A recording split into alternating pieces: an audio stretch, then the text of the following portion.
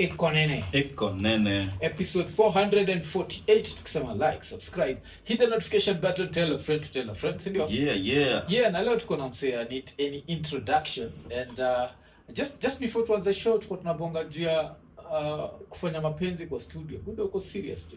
Me see your amateurs need introduction. You know where that line came from? Zizi. Nani? Me see your amateurs need introduction. I think that has to be an old school song. Mwaf how old? Umfika 40? Yeah, turning 45 this year. No way. Serious. Atika na tuwaucha mtajua kwa maji. Me see your amateurs need introduction. Mwaf ni msoja, kama ni msoja. You I think ni prezo. Yeah, that's good. Yeah, how do it's an old school song. Yeah. Ati gani hizo za hoja then? Nilikuwa nataka nikudunge tu usikie videos. No, but kwa nongeja kudinyana kwa studio. Yeah. Why did you consider this place sacred? What's that about? See, niko tu like kwanza ku exchange bodily fluids. Mo believe mtu akinini na dem mnavaa kuacha hiyo place kaina nuka tu. Yaani mnafanya kazi vizuri. Lazima inuke hizo fluids. So studio si place ya ma fluids. Oh, unasema utaki inuke hizo fluids. Yeah, nataka ikue. Alafu nataka get. So it's a sacred place. It's just that madem wako uthrow. Si madem zangu tusikie hicho. Hakuna. What are you saying, my guy? Inaitwa budisi. Unajua kwa budisi? Budisi. Ile kosher watch Friday, booty, dick and pussy.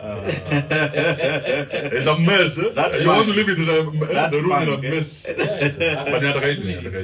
Yeah, so unakuaje buda? I'm easy and good. Yeah. This is nice. I like your studio. Yeah, very nice. Yeah, very modern. You know why I say that? Nenda studio nyingine juzi. Studio kuna zile kamera mzee, zile JVC za 1975. Zile za kuwekelea kwa mabeg. Bro, kamera ni mzito na ni zile tripod unajua? Inakaa mkisi. But you guys you kept it very minimal and very simple. Yeah.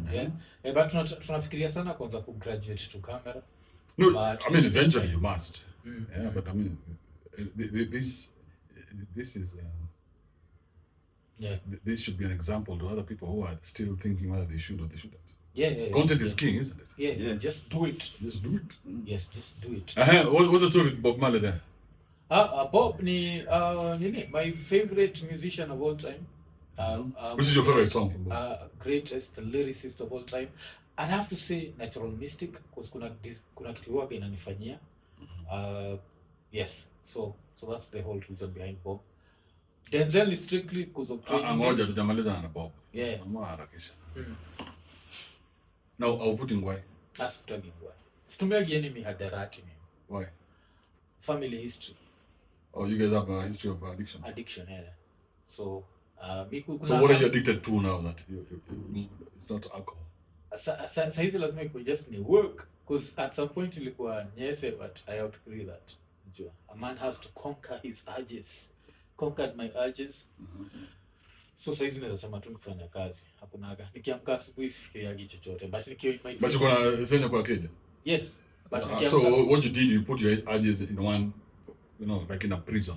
But like here is where I'll come to feast on my urges. Yes. Which is good. So you didn't really conquer them? I conquered because ile ingine na kuaga ile. Utatoka kutolea wife Iko Nini na daddy. If we remove the wife from the picture, because I think the wife is very important. Iko Nini na daddy.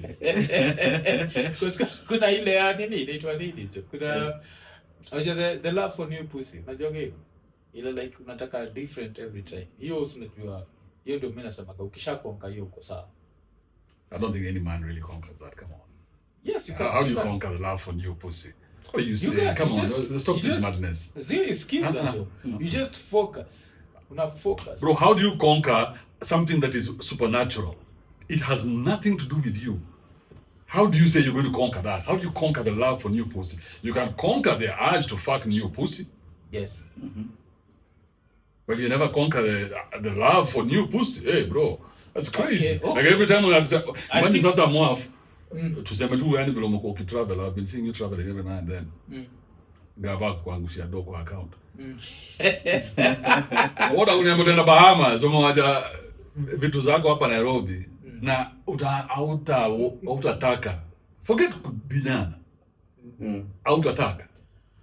Nobody can conquer that. I think I think pia tunaweza sema ni semantics basi. And but sasa you can conquer let me tell you how you can do it. You can conquer your irrational nature. Okay. You can conquer that. So that if you're going to have new pussy, you know exactly what you're doing. It's not you've given in to the new pussy. Yeah.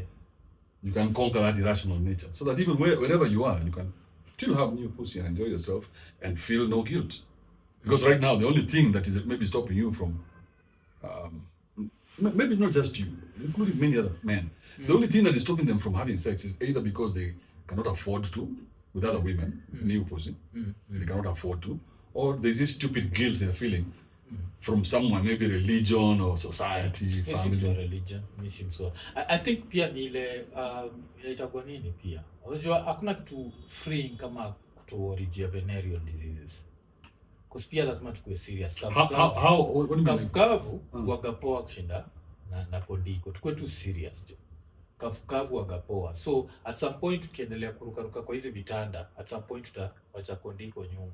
Kisha kondiko nyuma utakuwa unaamka ukikohoa kidogo kule. Has that ever happened to you? Ile kuacha kondiko nyuma. Mara kibao. So you got sick? Never got sick, but still. So how do you know about this? The feeling. Niko naendaga VCT, but you don't know that you've not been sick. Yes, I've never been sick. Shapata UTI lakini. Yeah, but haikuwa nini? Shapata UTI.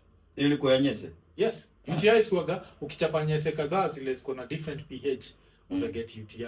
Alafu sasa unaenda pale. Alafu hiyo story nishaipatia kwa podcast ile niko nachekiwa deki na mse tulienda naye starehe. So anakuchekia deki aje? Sema ananiangalia, ananiambia we need to do this test for gonorrhea and chlamydia and after vizuri kapatikana sio. Kama ni UTI, akaniambia if you go from here to here and there's a new different pH, that's all you get. For real? Makai. Yes. Yeah. Oh, different energies. So hata dem akiwa ni ameenda from dick to dick inaweza leta pia. Yeah, inaweza leta. Yeah, kuna mori wangu alikuwa ni show alicheki nini? Dem fulani akiwa na infection. Place ilikuwa red maze kamefura. So sasa nyinyi watu mko happily married. So mnaona hii shida iko na watu single kama msio? Yes, nyinyi watu. So have you been looking at the stats? Some of you been asleep. Mko mkifanya iko nini maybe for so long mko grind mpaka mkasahau. There's a real world out here that has stats. Have you looked at the stats recently? Hizi stats zako zilitoka wapi? Tunaweza ziconfirm. Nilisikia majuzi ukizisema. Tafuteni stats bro, tafuteni stats. Stats za infections, new infections. Ama just infections. Because I want you guys to know that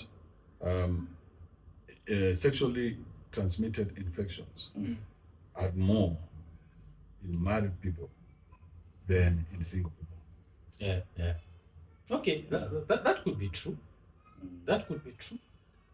So hiyo siwezi kataa cause just cause mseme marika ndio nilikuwa nasema the urge to conquer. So your theory at the beginning has been published. This is on I would prefer if you had said mimi kama Mwaf nilifika 2 points nikachoka. So that's the reason nikaangalia senye na angalia tu nasema I've been there, done that. I mean I want to but I'm tired. You know, I'm tired. And I got a nice woman in the house who has the senior that I want, and I can every time I can take my dick there. So far so good. But usiongee juu infections. Usisema ati nilijitoa game juu infections. Sasa tu nilijitoa tu game juu nilikuwa nimebeat. Sometimes unaweza kuwa hauna ile do unataka, deki imekata kufanya kazi. Deki kufanya tu kazi ile time ya duty. Duty calls ile saa 11 asubuhi. Duty calls every man who is the woman in the bed. So yeah, I think that's where you are. Your wife needs to be very careful. Siku ndio parado vizuri. Hii podcast iki blow up to fit.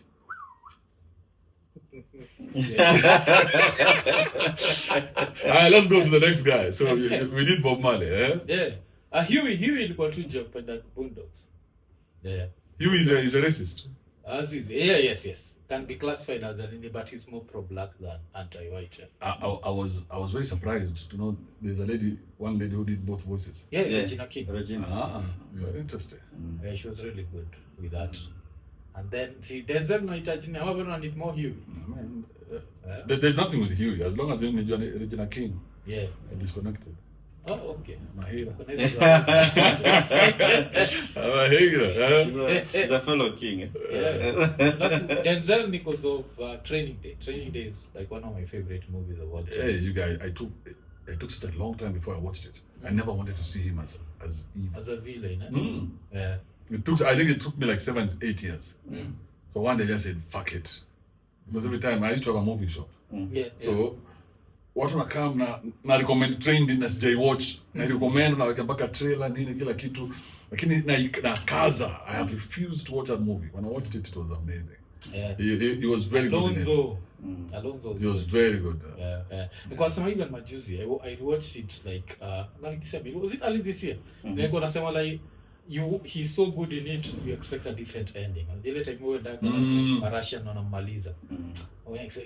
At least kwa hii cut kutakuwa na somehow gets away. Have you watched Deja Vu? Yeah. But Deja Vu ni kitambo. Kwa sababu kitu interesting jua kulikuwa mtu wa movies. But bado usicheke ama ulianza. I can't stop. Can't stop, won't stop. You know, movie is like a very compressed book. So eventually, even with my book, I'll have to do a movie of the story. Yeah. You're a fan of reading? No, I'm not a fan of reading. But I have taken the last couple of months. I went off air. I decided to write, and I'm not a fan of reading. Yes. But I have read my book so many times. So many times I have written that book. Something I never thought I would ever do. And I was a publisher. I had a publishing company. Yeah. Yes. Just gonna enjoy it. Publishing company inaitwa Flame Keepers. Mimi namsema inaitwa Daniel Wabala. He founded the company. He was struggling with it. He came to me. We put in the energy and the chums to take it to the next level. We did crazy books. My pastors wote you can't tunafanya vitabu. Oh, you got some pastor? I'm a pastor, motivational speaker, so I know. And I never wrote a book. Oh, okay. Yeah, but this time around when I've written this book, man, I'm feeling like it's nika kumaliza homework. Okay. Wewe unakaa lakini uko namaliza homework. Yeah. And you also specs out. It looks like you used to finish homework. Nilikuwa mzuri. Were you doing well in school? Huh? Did you do well in school? Yeah, nilikuwa sawa. What numbers were you getting?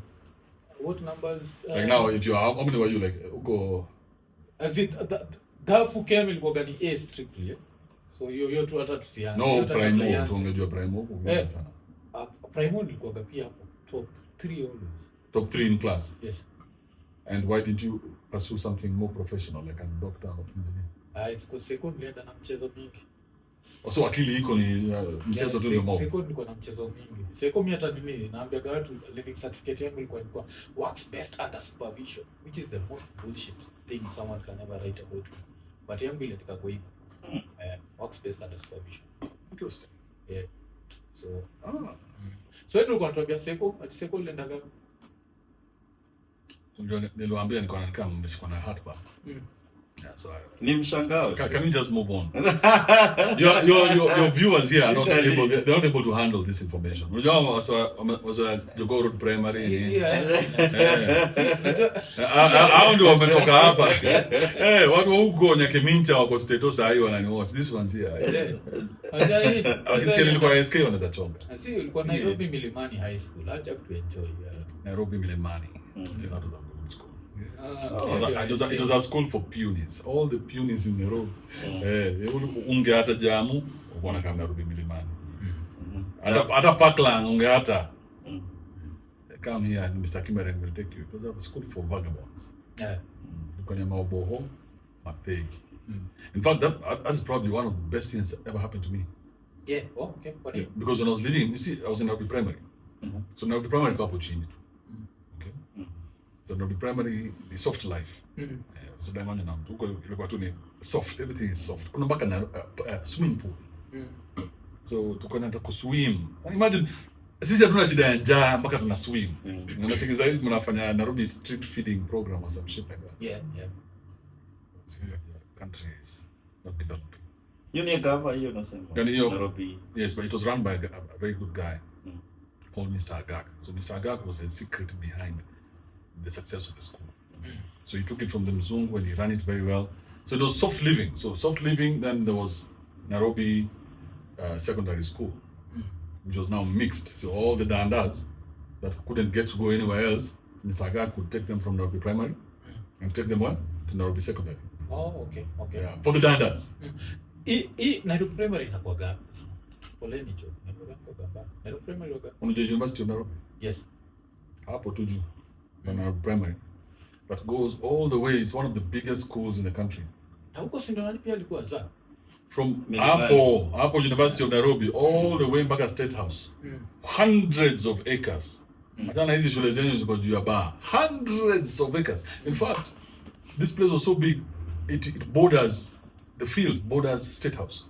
And najua, sini iko opposite box. Box ni State House. The box ni ya Nairobi University. Box, Nairobi University for the people who came from Sharks. So kulikuwa na hiyo. So ati theory nyingine uko nayo ni ati boarding ni watu wa Ocha. It has always been. In fact, boarding was known for not only Ocha but the poor wale wako na akili. Unakumbuka Starehe? Yeah. Starehe Boys. Look at the success of Starehe Boys. They couldn't do the same with Starehe Girls, but Starehe Boys worked. That's a perfect model of what a boarding school is supposed to be. Yeah. When kids are coming from privilege, I mean from the father or the mother, maybe they're orphans or something. The parents are not there. Then Mr. Griffin would take them and raise them the way he would raise, without emotion, and they became leaders and they led this country in a very good way. Okay. But hii emotion yenu hii mnaeka watu hii ndio watu wenyu wanakuwa mapioni. Jamu? Huh? Jamu? No, Jamu is a useless school. Jamu na Nairobi milimani difference ni gani? The only school that made sense in Kenya was Starehe Boys. Yeah. Okay, asante. So if you are in Starehe, you either, if you didn't make it from Starehe, you must be a big loser. Because watu wa Starehe wote wameingia gava. Watu wa Starehe akina, who's this guy? I think Peter Kenneth was in Starehe. Yes, Peter Kenneth, Tuju was in Starehe. Yeah, Tuju was. And you see how they blossomed very early. Yes. When you trade, it was in a full limit. Otherwise, Yeah. I think you have it. Yashpagala alikuwa Jamu. Alikuwa Jamu? Yes. Kitambo. Alfred Mtua. Jamu was a school for Indians. Yes. Okay. Alfred Alikuwa shule? Wa India. Yes. But Alfred Choma. Yo Choma. But still alikuwa gawa. Kwa picha. Sipia Tuju Choma na design yake. Okay, but mimi jua kali.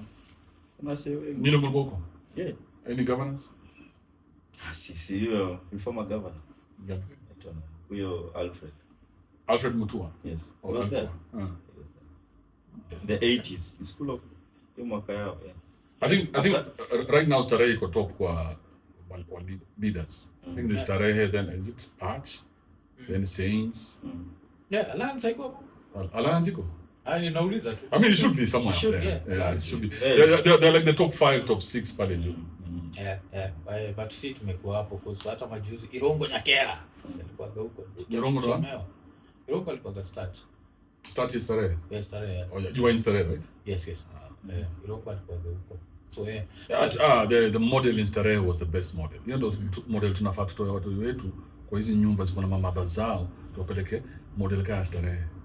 Do you watch UFC? Yeah, watch UFC, yeah. You know a place called Dagestan in Russia? Yeah, ile iko na fighters kibao. Yeah. Do you know what they say? If you want to go there, they say you send us your son and forget about him for 3 years. Okay. If you want him to be a champion, but if you don't want him to be a champion, let him stay with you. You train him. But if you want him to be a champion, he has to get out from that nonsense of yours, from under that bullshit. For his real self to manifest. So, unaponga juu yake ni gani? Because kuna kuwaga na hiyo argument ya men and their mothers. And I'd say that Kenya is an example that theory is not right. What do you mean? Because a lot of men hapa Kenya wameraisiwa design either their fathers walideal na alcohol abuse. Naga time ya Moi ali could disenfranchise a lot of men. So in the process, women had to step up. Where? Women had to step up, like during the Moi regime. No, that's not true. Yeah, That's not true. why is it not true? I mean, I was there. I didn't see any disenfranchising of men. Ben walikuwa nini kidogo. I mean, my dad was in the house, so I saw him. I saw his moves. So I saw our neighbors. How men unasema ni akina nani? Si tunakwambia like ukienda place ka Gikosh hivi. Yes. Uangalie the amount of women who wake up in the morning kwenda ku hustle Gikosh. And they are the sole breadwinners. That has been there since the 80s. 90s. Yeah, but it's do you know something called maendeleo ya wanawake? So there was this movement in 1985-86 where there was the Beijing conference. Yes. And it came here. It came here and it started talking to our mothers at the time. It was not my mother. I remember going with her to that conference. You kitu kuna chokora wa mother kichwa. Aje. Hey, si wanaambiwa sasa mzaya wako ni mzee, mzaya wako is not taking care of you, mzaya wako ni violent, mzaya wako ni hizi vitu zote. That's the thing that brought feminism. So that was the first wave. So first wave ilikuwa like my mother. That was the first wave. We just go check it out. I remember we went to up at the University of Nairobi, St. Paul's in 1986. Right opposite St. Paul's, there's a Lutheran church there. There is a Lutheran church. Okay. Yeah. Inside that Lutheran church, there are records that in 1986 there was the Beijing conference. Their version was happening here. So that thinking started getting into the heads of our women. Now our mothers started teaching these to their daughters, who are now the mothers to who? The Gen Zs. Because me and my father to Gen Z. Yes. So there was an onslaught to bring the woman to the forefront. Bro, it was so deliberate. I remember it like it was yesterday. And which women? Because the argument itakuwa ni mademo gani alikuja to the forefront? Because unaweza taka kujua because walianza hizi DEI. Wanafikiri DEI imeanza juzi. DEI Kenya. DEI has not been, it's been there forever. Where people are given positions they don't deserve. So Kenya, give me an example. Like now, what is women doing? What the fuck is that? Okay, but that's one position. But it's been there. We had maendeleo ya wanawake from that time they started with like Zipora Kitoni. All the way they were just going in and putting in positions, getting people into. That's what I'm trying to understand, these positions, because I think in the because I've never felt like men are victims. No, we're not talking about men are victims. I've never felt like men are at a disadvantage in any way. I feel like nikiamka leo asubuhi alafu nishtukie nimeswitch to them and cry. That's how much. Why would you cry? Because I don't want to. Women are living their life on easy mode. Hakuna kitu kama hiyo. Wewe imagine kuna senya kazi yako tu ni kunusisha mtu na anakulipia kila kitu kwa bar. Bro, there's no dick print that will have women buying you a drink. I know that. Yeah, but this woman walk in with just some nipple and you guys are already stacking up to buy a But you see now that's for drinks. You're talking about now life. Bro. Life, Ilona. Do you know Aziad? Yeah, I'm sure. Aziad kwa miaka ngapi sasa? I think also 25 sasa. Do you know any 25-year-old man who has lived the life Aziad has lived? No, I'll put your time. Hata prezo. But here tunabonga juu ya Kenya because tukigo outside. Do you know any 25-year-old man who's ever lived the life of Aziad, Vera Siddiqa, Uda Monroe, this new one? There are many. There are a couple that are living their life on easy. We don't even know what they do. We have no idea what they do, but they just exist. They are always in a hotel, wearing a white robe, traveling from place to place. They just exist. We don't know anything about them. Aziad, in fact, it became so big for her that she was given a job as a radio presenter and nobody knows what the fuck she's saying. Who has ever recorded Aziad on radio? Kuna clip ya Aziad on radio unaweza sema tuangalia WhatsApp sai. Za Maina Kageni ziko. Ndio? Yeah. Hata za Gidina Ghost tunaweza pata. Ghost akicheka hapo kama muenda.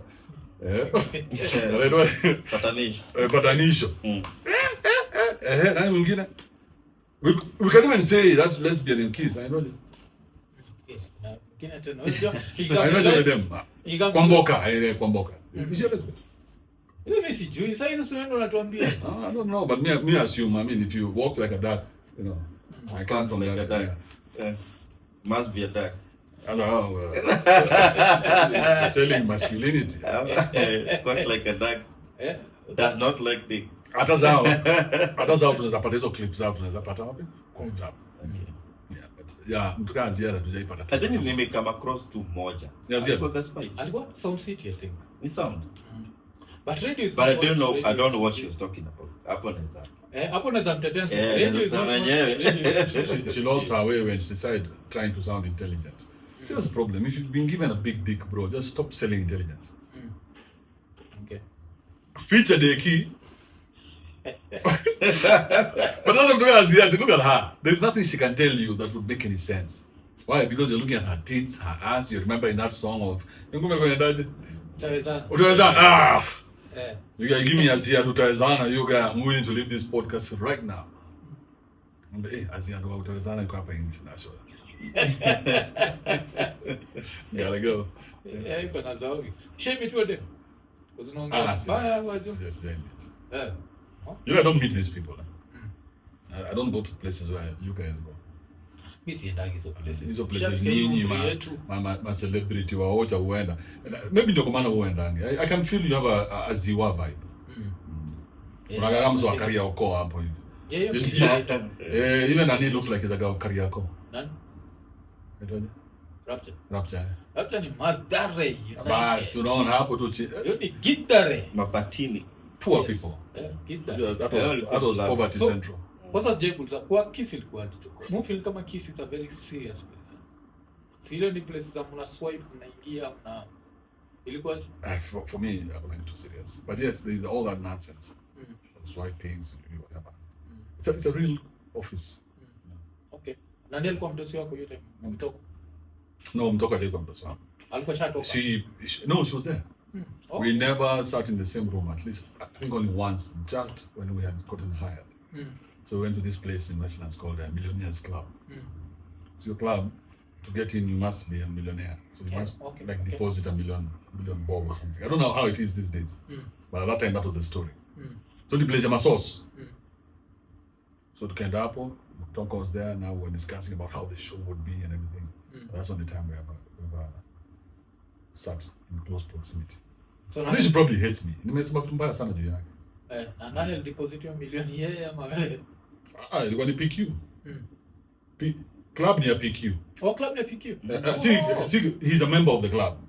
Yeah, so he can invite people to go for a meeting there. Like guests. That's the only way we Kama hizo golf club. Yeah, exactly. Okay. Oh, iko na millionaires. Alafu hiyo nini? Sasa hizo of course shatoka hapo. Salo, yote mseka alikuwa anapatiwa mangapi?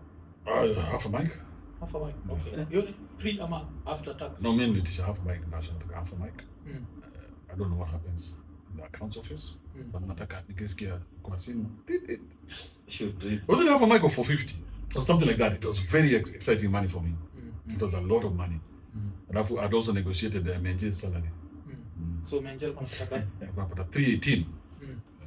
Oh, so Lakini yako nafikiri si wote tunapata 318. Mimi nijinegotiate the same na not going with me. Alafu kwanza nikusikia, alafu hiyo time ya COVID. Time ya COVID watu wote walishikwa na manyege wakaanza kukataa my employees at 30%. So PQ akakama kaandika barua kila mtu. Tukaletewa barua na ngoja watu. It's useless people. HR. There's an useless one in this Finance. No, law. lawyers. The company has lawyers. It has HR. So the lawyers are the ones who bring us these documents to sign. So you sign that from now on, because COVID is kranka. It's higi haga.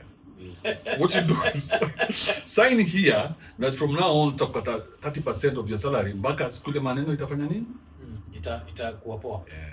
So watu wote wakapewa wakasign, presenter wote. Mimi nikapewa hiyo barua. Nikaichukua nikaweka kwa Nissan Tiana.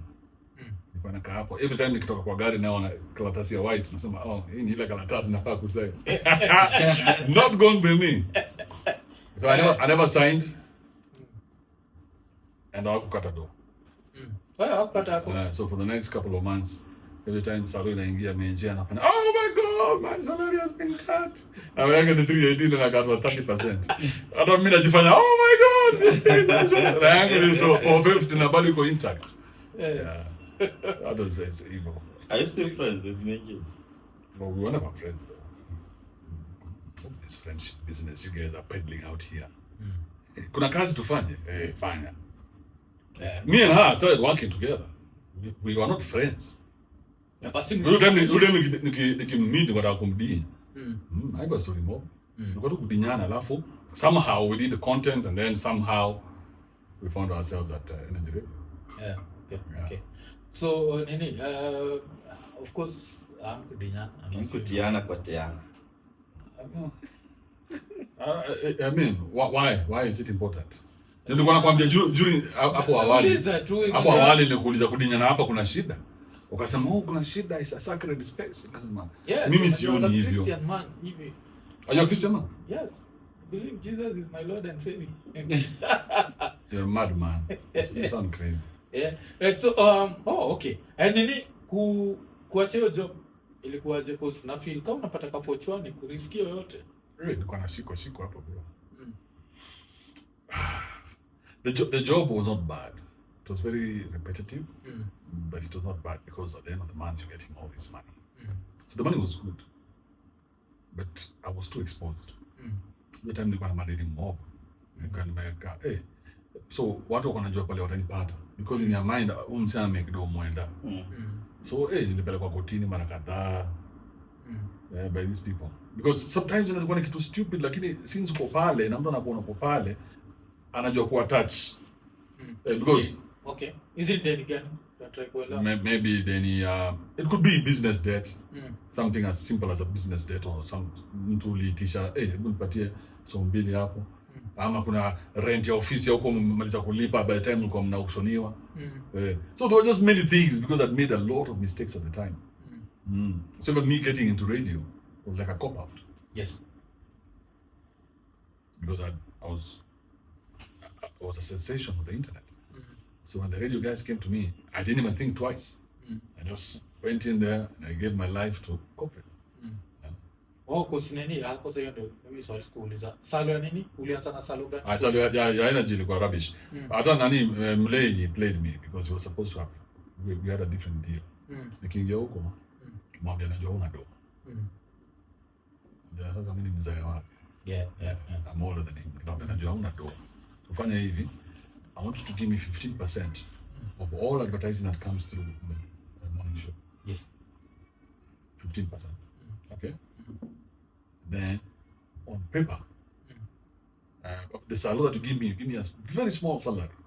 Something that just shows that I'm an employee. That salary was 100K. Okay. So to make a cover, we let to go up as Ninjia kaulizwa na wewe unatakaje? Akasema ile kitu hii nugu umesema ndio tunaenda naye. Akasema yes, good girl.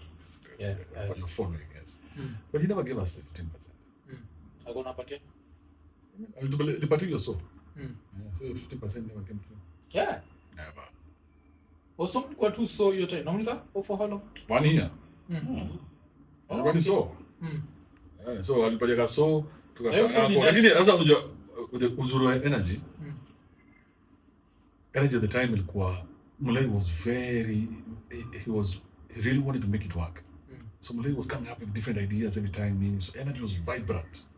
There were different ideas. They're just pushing ideas. So it was a lot of fun to be in energy. Yeah, because every weekend kuna plan fulani. Always you can anyone wanna come. And then you had access to all these celebrities. Yeah. So there was that aspect. It was a lot of fun working. Kiss is not fun. Energy is fun.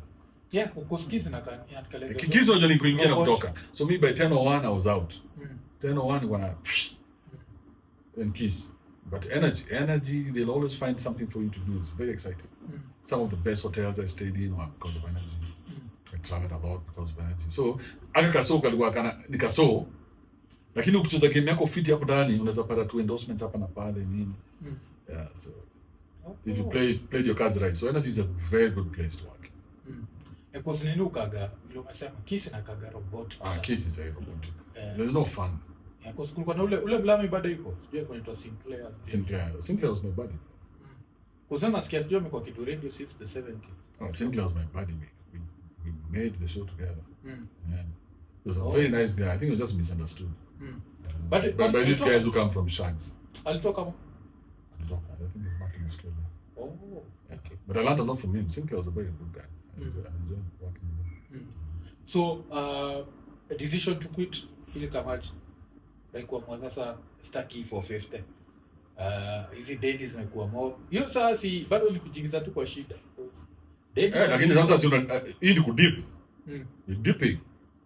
Yeah. Sina do.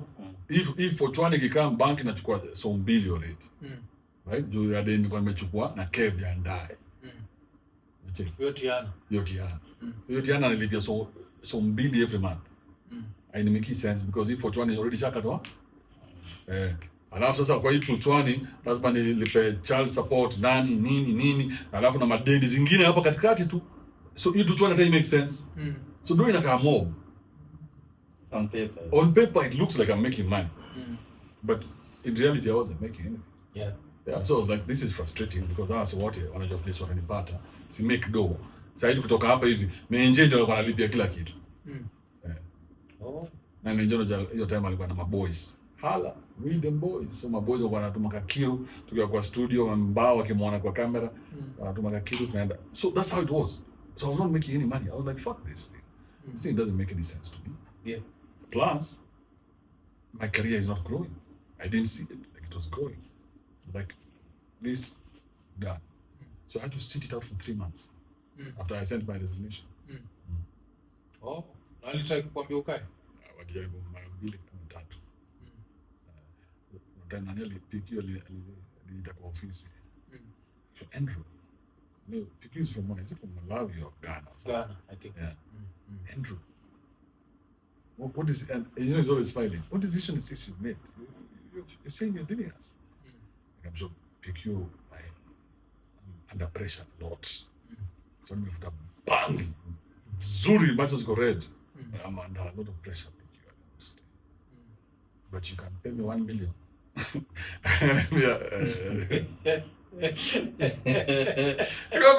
Because you own a 1 meter. Because you for 20 already in a lot.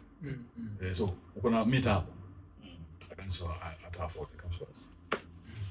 So it was not a very complicated thing. Yeah. Because I already made up my mind I wanted to leave, I wanted to start my own thing, I wanted to find my own way. Alafu decision na kwenda States. Because after utoke, ulienda States after how long? I stayed there. I stayed for a while. Yeah. I stayed for a while, I think maybe like a year. I stayed here because I left 2020. I went to 2020 to the state to Karudi. Yeah. So I stayed like another maybe 6 months after I came back from state. Yeah. Oh, ulienda States ukarudi, alafu sasa ndio ukarudi. Hiyo time ya COVID si tulirudi sasa kutoka state. Tulikuwa tumeenda na meje pia. Oh, ukaenda? Hiyo ni kitu ya kisa.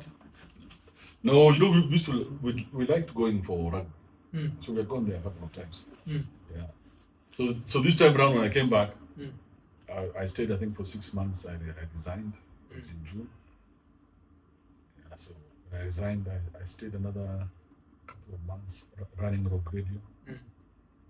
Rock Radio kind of cheesy. Yeah, it was not working.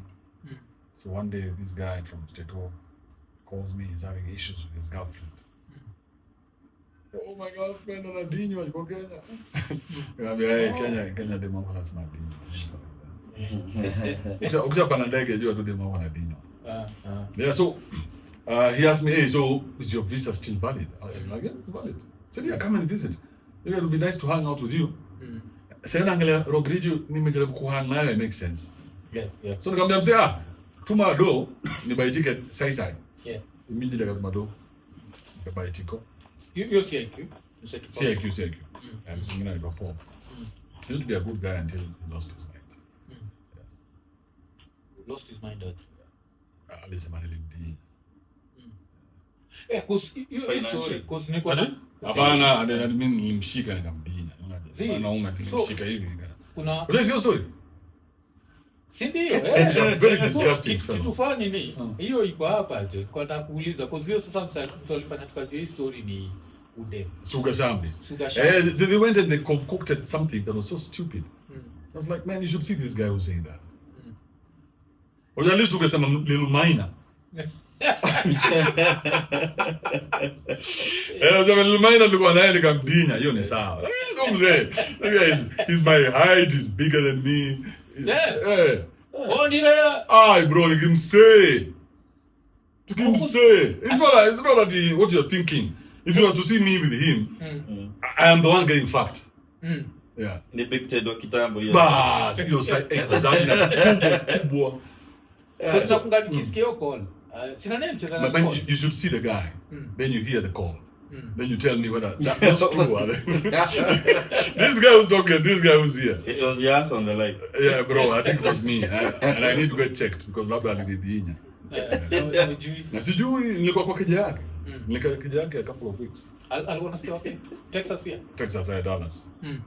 So yeye alienda nilikuwa na hiyo time sasa ndio nimeanza kufanya YouTube. So every time man nimekaa kwa laptop. Ndio sasa tayari fanya show yangu 1.5 hours fire. Na sasa sina kamera, sina nini, natumia kamera ya laptop. If you guys go back far enough you can see those videos. Yes. I'm trying to do everything. Kuma na mtu inakaa na dem. Bro, tunaishi hao, unachekia sitting room.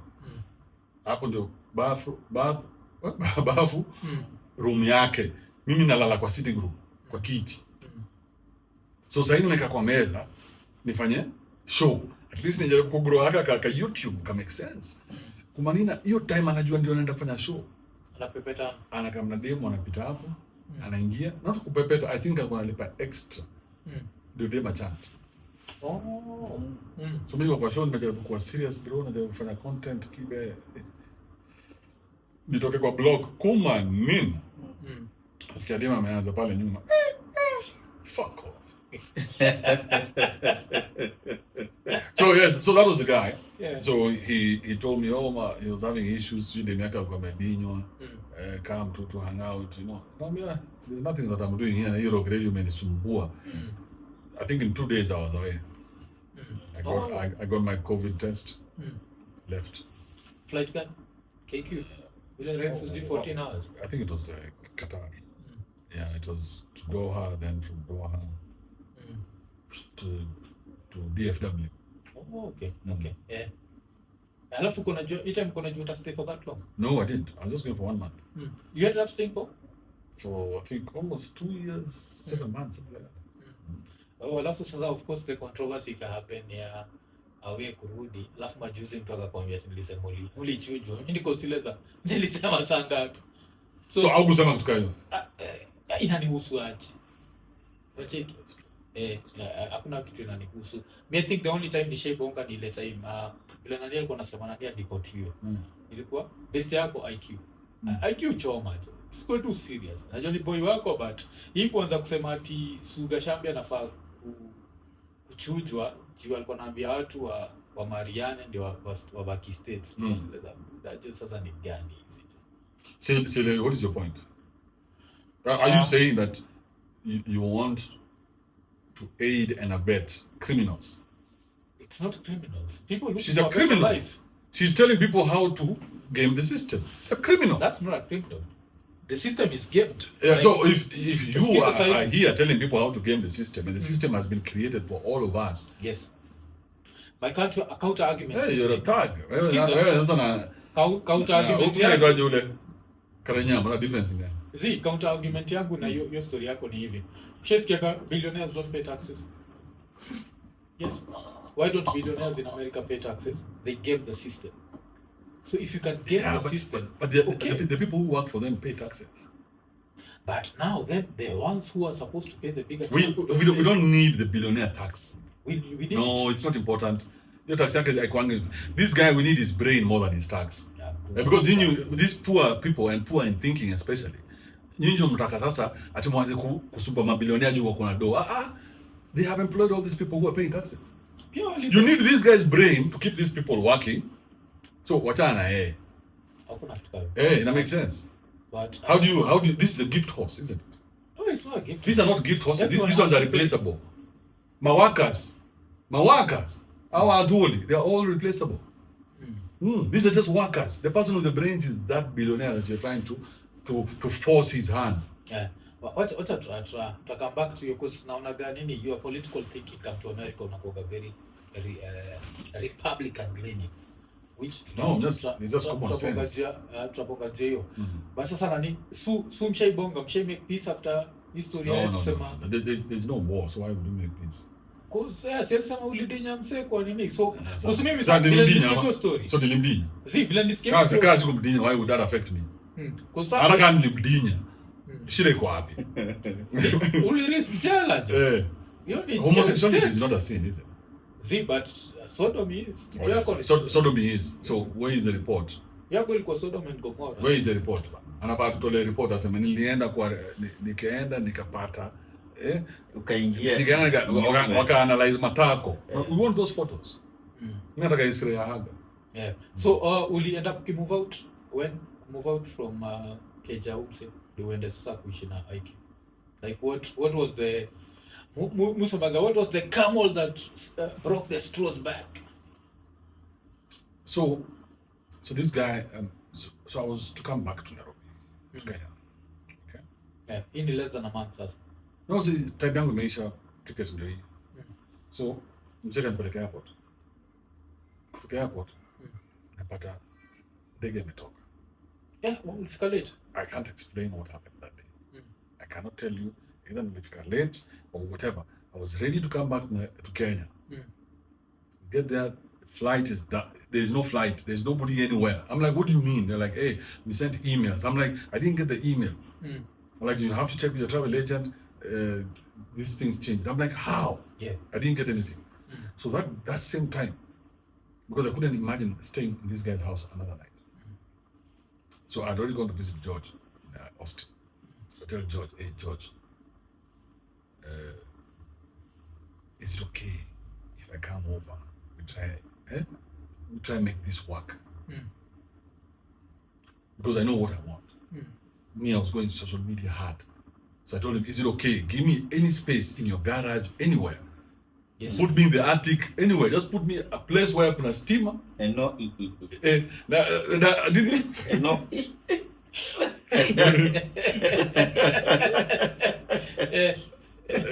anywhere nipatie na kuna stima, place ya kulala. I will do the work.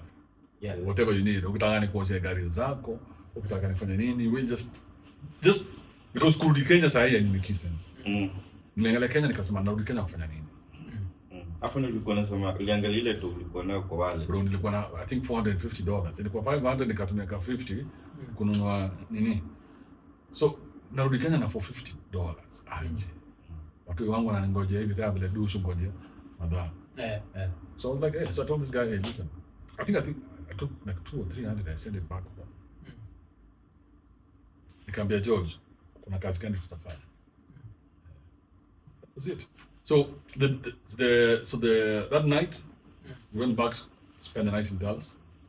Then the morning after, me, Paul and Charlie all drove down to Austin. It's a 4-hour trip. Yeah, 4-hour drive. Paul si umse ngina kwa nitona. So Paul, when I'm saying to Charlie, who was living right across him. So Charlie is the American guy. Very interesting fellow. Yeah. So my Oxycontin. I'm matembe ni aje. Oh, okay. And that trip had so much drama. It's like the universe was trying to keep me from getting to Austin. Tuligonga gari. The gari kapata flat tire on 2 tires. Imagine that. So we had to look for a place. It took us such a long time to get to Austin. But eventually when we got to Austin, I was put to work.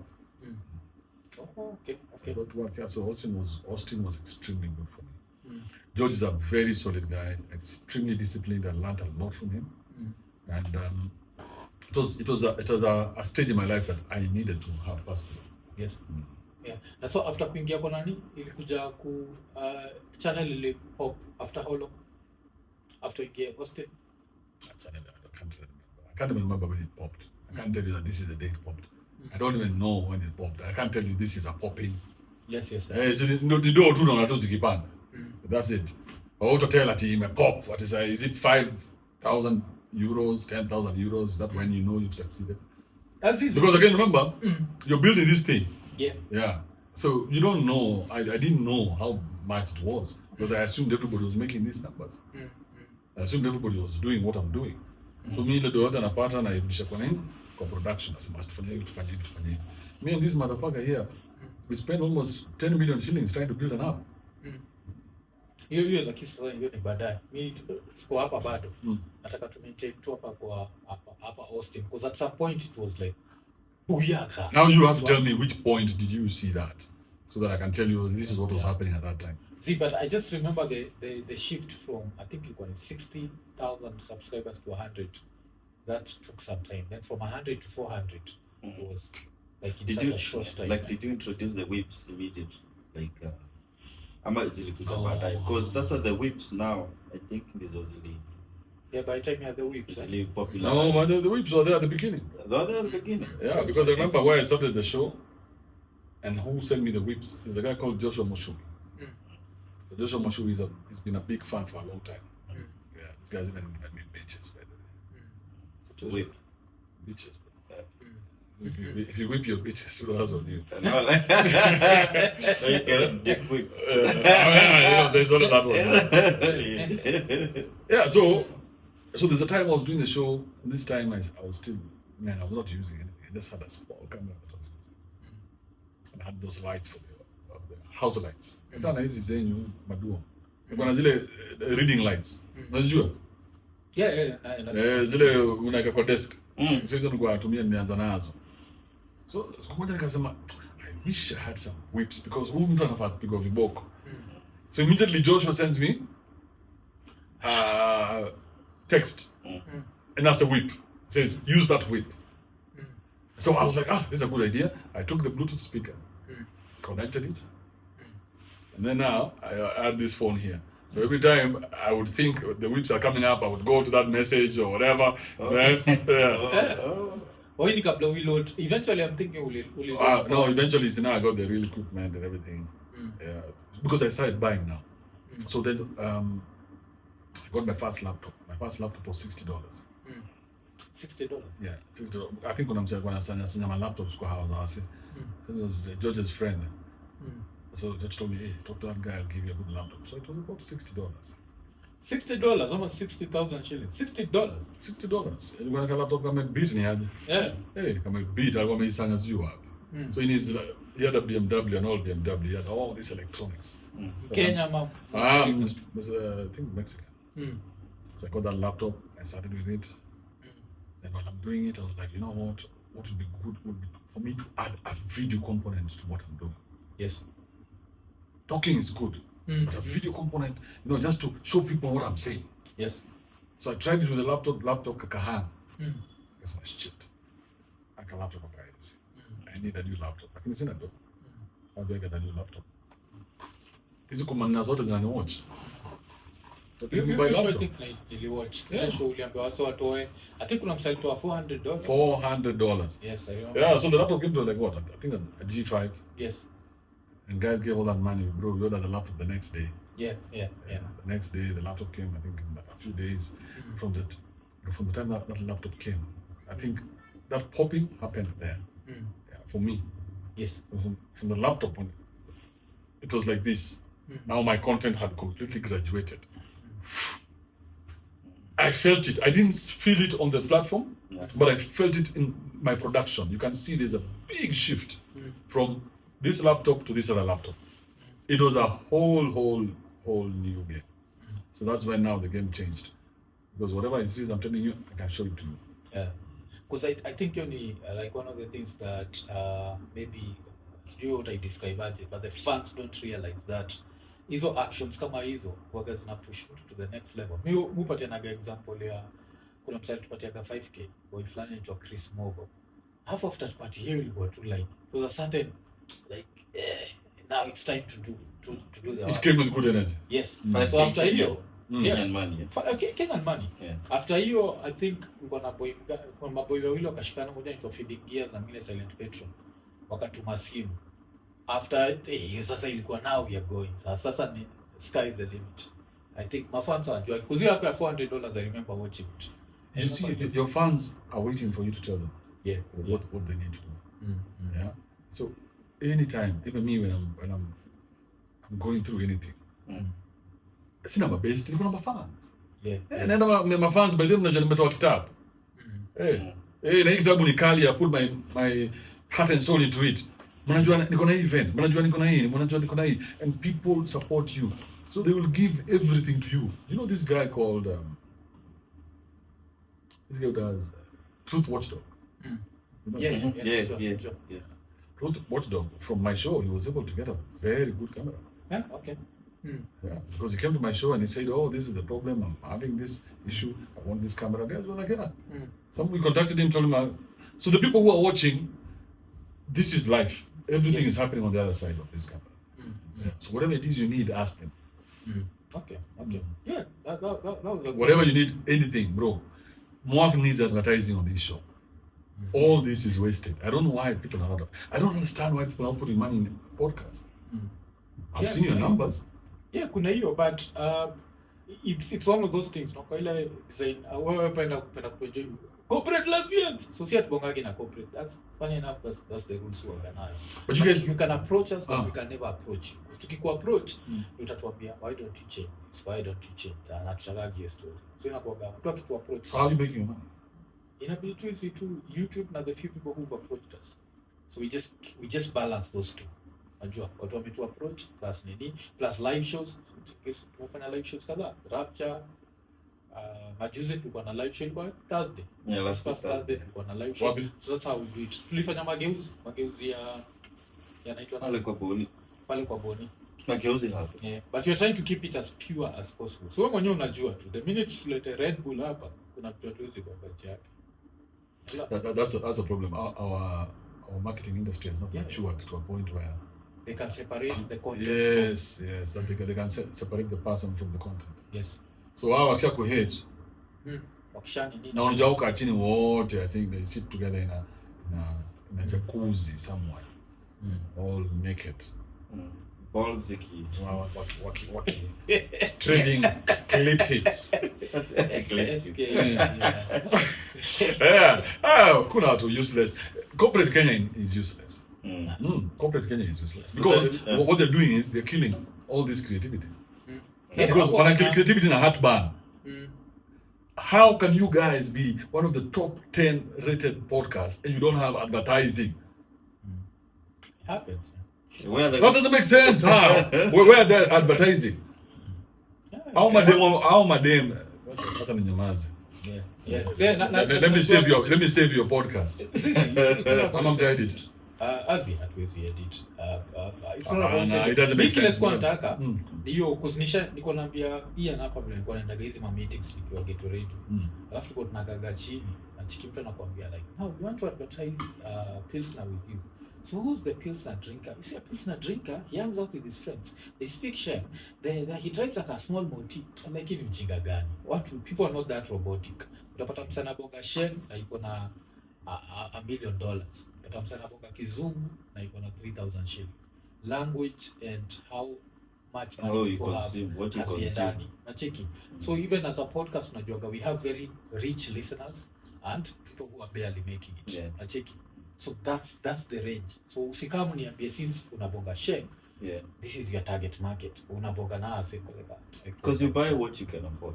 Sijaona msemo mwenye anasema anatajanga Omo the ways advertise. I want Omo. I'm a detergent. Yeah. Well, nipatie ile because it's what you can afford na what you so like how you zile your language and your consuming power. It's up to be like that. Because hata Geto ulikuwa niambia mko mnafuata advertisement ya Kibe. Yeah, hatuko na. After tukienda Blueband kadogo. Olaga kwenda huko. Acheki. Because hiyo time ilipataga, because Geto unajua ili blow up juu ya gari. 89.5. Yeah. Yes. You got the first and you could listen to. And you used to go and sit down with them and tell them, there are a lot of people listening to this that should not be listening to it. It's an opportunity to advertise akina Shell na vitu kaa hizo. They could never see that. So ikakuwa tu. Wacha ikwenda. But so wacha to go back to Texas. So ulika for 2 years, 2 years and some. Yeah. So hii 2 years, so lazima nikuulize hii swali since ili come up. So will you make sure papers zilikuwa right? Because sometimes after 6 months lazima utoke na urudi. I mean, it was not necessary. Kutoka It is not necessary. Because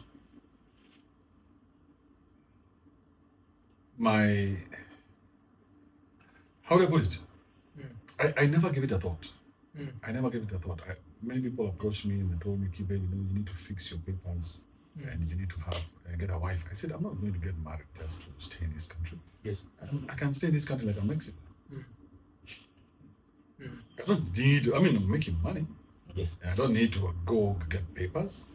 I can stay like a Mexican. Anyway, I'm a journalist. So first things first, I'm a journalist. Yes. Yeah. So it's a different ball game. So I never ever fell for that bullshit. I would never get married just to stay in America. I didn't like America that much. And I said, man, I can't. We of course ibonge juu ati get married ndio kuishi huko. Swali ni hiyo like see inakuwa goki more than 6 months you've overstayed. But the only time it matters is when you're leaving the country. Yeah. But if you're there, it doesn't matter. You're just doing what you're doing. So it only matters if you're leaving the country. But for me, my visa, it was still valid for another how long? It's valid. So as long as my visa was valid, I could walk into the airport and go to another state anytime. Yes. Nobody asked me any question. Yeah. Oh, okay. Yeah.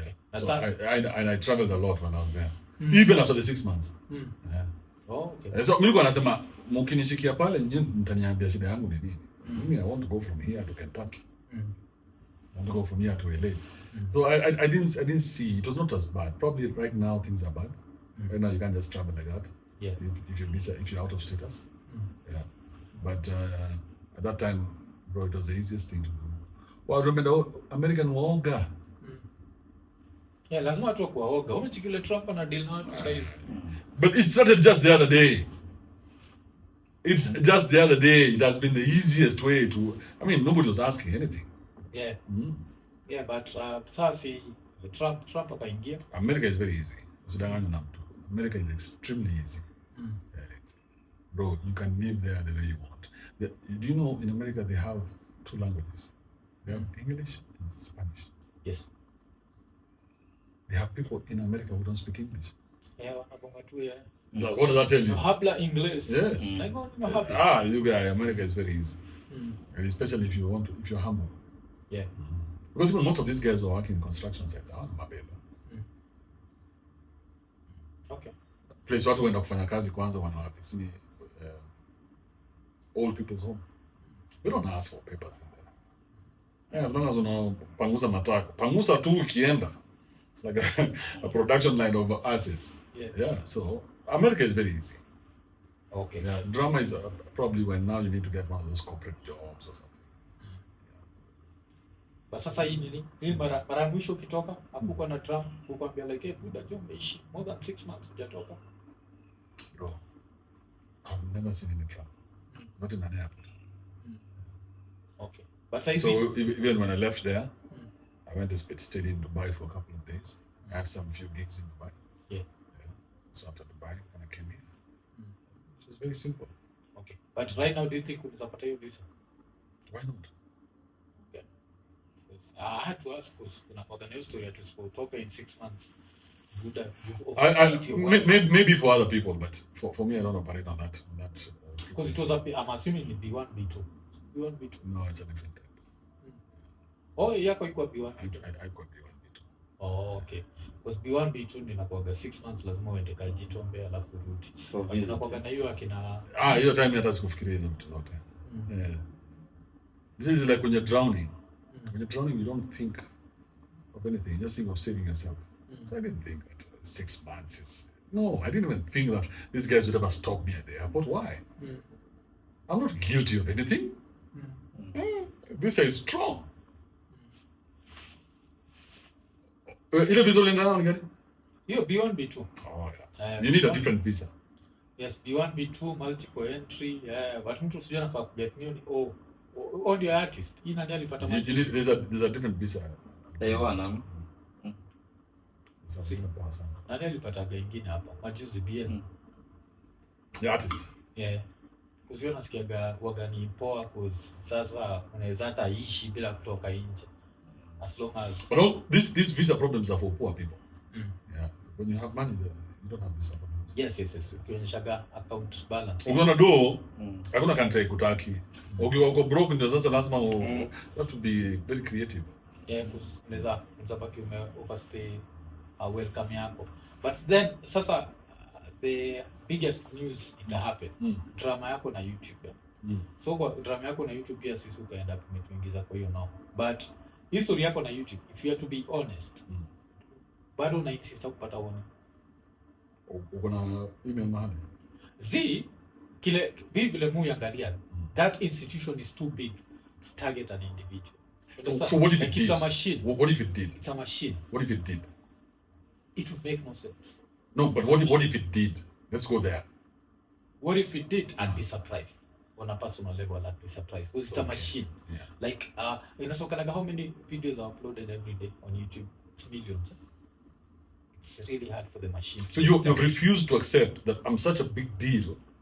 See, I'm not because that's what you're in denial right now. I'm not. And you're going to say, oh, I see, imagine. You've refused to accept that I'm such a fucking big deal. I know that in Kenya, they have never banned anybody on YouTube but me. In Kenya. Yeah. I have such a fucking big deal that in Kenya they sat down. And that's why I told you. Either you were in that meeting, but there was a meeting. Okay. There was a meeting where people sat down and said, we have to get this guy off YouTube. Yes. Okay. So I am 100%. The same meeting that there was is the same meeting. There was a similar meeting to ban Andrew Tate. Jordan Peterson. Do you know Jordan Peterson? Yeah, Jordan Peterson. Have you ever heard him cuss? Let's see. He was banned on YouTube. Yeah, Jordan Donald Trump. Donald, I understand. Understand kwa nini? Why? Ile raha uchoma picha. For a president, kuna vitu ufai kusema. Yeah. For a president. As easy. What are Jordan Peterson ndio siko najua acha. So for a president, what nini ufai kusema? A president has to be a unifying factor. You can't have anything that has racial undertones. Kuita Kenya shithole countries. But isn't it a shithole country? Yeah, it's a shithole country, but why are you guys so afraid of the truth? It's a shithole country. You guys are shithole. You are corrupt. You are everything. Why don't you want to be told the truth? Okay. Yeah, I need Joe. Banned YouTube. Sijaisikia nani Jordan Peterson. That one I'm surprised. I'm actually surprised. So, but with for example, Fresh and Fit. Fresh and Fit on YouTube. Yes. They are demonetized. A lot of masculinity coaches were demonetized. Yeah. So why is it so weird that? Kenya mmejidharau mpaka mwezi accept kuna mtu akona clout ya kutosha ya kuhave watu wa YouTube wakai chini. Yeah. Okay. The way I look at it, uyangalia gazi Jordan Peterson bado yuko na zako. Still there, 8.6. This guy was even fired from the university that he had tenure in Canada. Peterson. Yes. He was cancelled and he doesn't cuss. He was cancelled in Canada. Yes. But so I want you to see the reality of it. The reality is that your time masculinity coaches are wengi sana, wamekram sana. Yes. So they looked everywhere where there were these coaches and they targeted them. Yes. And they took them out. This is leftists. Yes, the leftists. Corporate lesbians, all these people who don't like masculinity. Yes. So they targeted, and I was one of the people who were targeted, and I was taken out. Okay, but at least help me understand, like Jordan is still there. I think with Nini, but now, this is how I looked at it. Umehang na Jordan. Zizi. Hivi, mimi niliangaliaga hivi. When hizi masculinity channels zilianza kukujiwa, the red pill movement. Vile ulianza kukujiwa, ukiona wamekujia ule, you can just chill for some time. But that's your strategy. It's a strategy of a coward. It's not a strategy of a coward. It's a strategy of a coward because I mean they're coming for that guy. Eventually they're going to come for you. No, skiza bro. This is how I look at it. One of the masculinity traits has to be, and this is the reason why maybe me and I work at my clash, because I can still question you. Najua watu wako wanakuwa Kibe is never wrong. No, like focus on what you're saying. What are not one? Yes. One of the masculinity traits. Masculinity should be you have to protect your source of income. So if this is your main source of income, which book did you read that from? It's just masculine. No, you cannot say that. A masculine man is a provider. Yes. No, who said that? You have to be a provider. To whom? It's one of the to your kids and your family and what. Stop talking about masculinity. Let's talk about the issue at hand. Forget about masculinity. So the something issue you don't understand. So the issue at hand ilikuwa hivi. Umecheki umseme amezimiwa taa. Ukiona umseme amezimiwa taa na yako mostly I think the problem they had with you was mostly the personality whatever. They told you. I see, they didn't tell me. You can see something from the outside looking in. You're like, says since and they're to individuals, this is what they're. But just earlier you said you don't believe that I didn't have a strike. This is the corporate strike, maybe. Yes, that has to be there. The warnings have to be there. What three strikes and you're out. Yes. So the 3 strikes and you're out. What you do, So if I didn't have a strike, without a strike. So if I put it to you that I didn't have a strike, which position do you take from that moment on? I'd be like, yo, basically happen in Kenya, it could happen in YouTube. Here, YouTube as an institution, that would have to be. But YouTube Kenya is still YouTube, right? Yes. So YouTube did this. Okay. Let's do it your version. If we agree, let's assume that Kibe is a madman. He had over 3,000 videos. How many do you have right now on the channel? I'd say like 3,000. Yes. Yeah. Right. Yes. Customization short, which we started doing because of you. So thank you for that. Very good. Yeah. So imagine by the time I want a YouTube strike because I've had YouTube strikes before, so I know what these things are. Yes. I mean, I've been on the platform for many years. I have over 3,000 videos. If we think about it critically, I probably was top maybe 100 in the world in terms of number of videos. Yes. Right? Talking head. Yes. How is it that I go to sleep and I wake up and the channel has been dominated? There was no strike. I've had strikes before. Okay. Yeah. So, and then when we pushed on X, Dorothy Aoko, or Aoko, I don't know what her name is.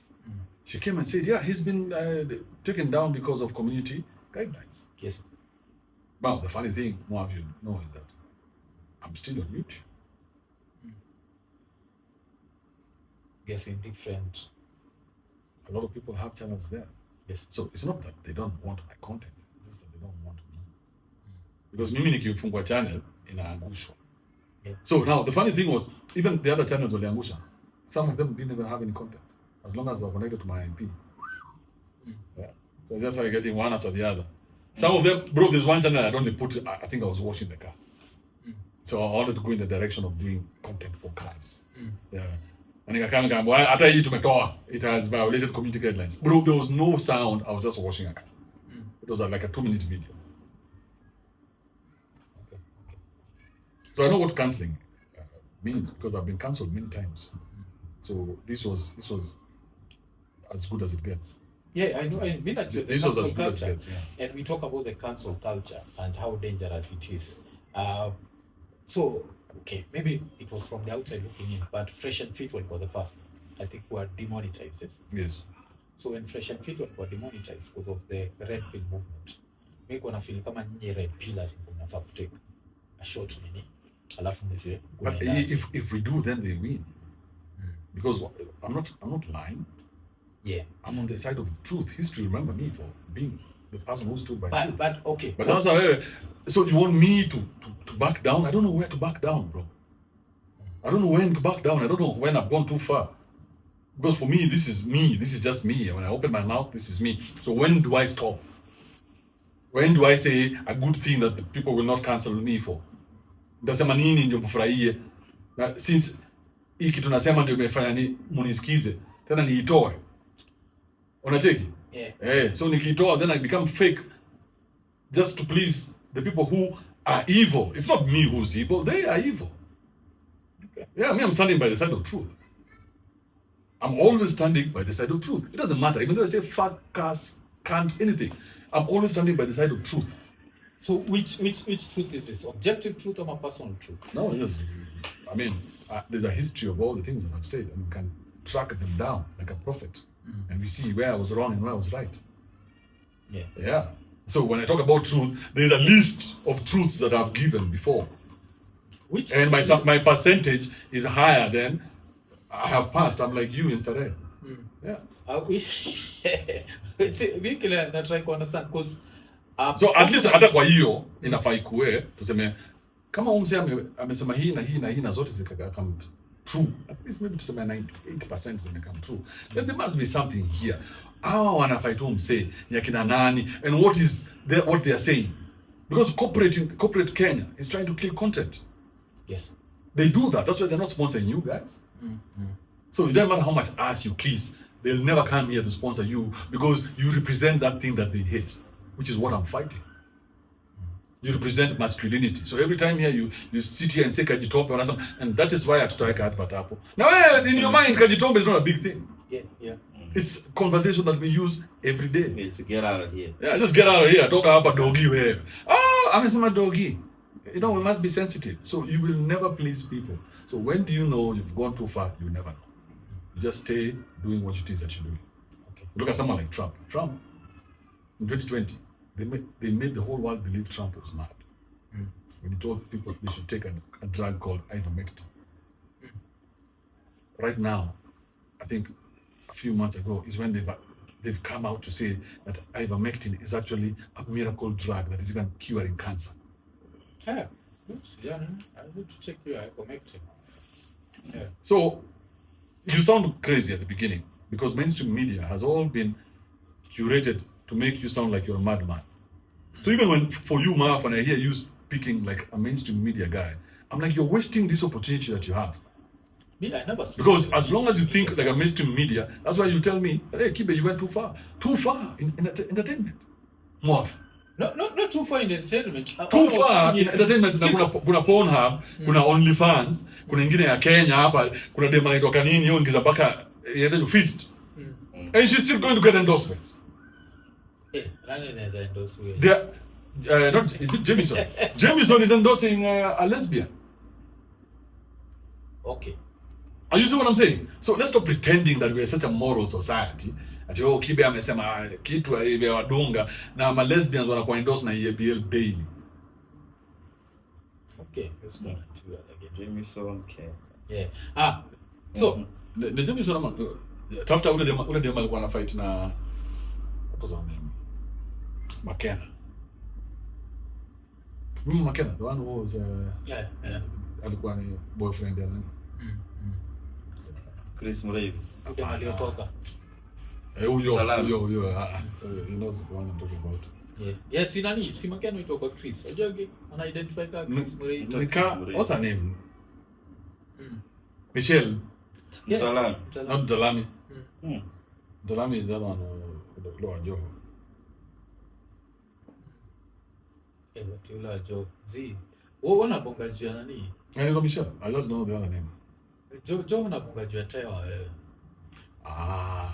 Na confuse watu wewe. I don't make mistakes. Because you I know exactly what I was saying. Anaitwa nani? Michelle? That's Mtalami. Yes. Alipata. Umeokoka. She found Jesus, which is good for her. So what Joe then?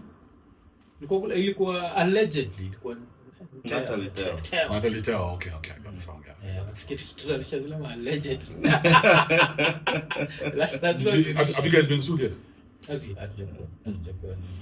Watu tunazirusha tu. Although nini, wote ulicheki kuna huko bidii anaitwa Taika Shira, alifanyaga very funny set Joho na Teo. Ulicheki? Kitambo.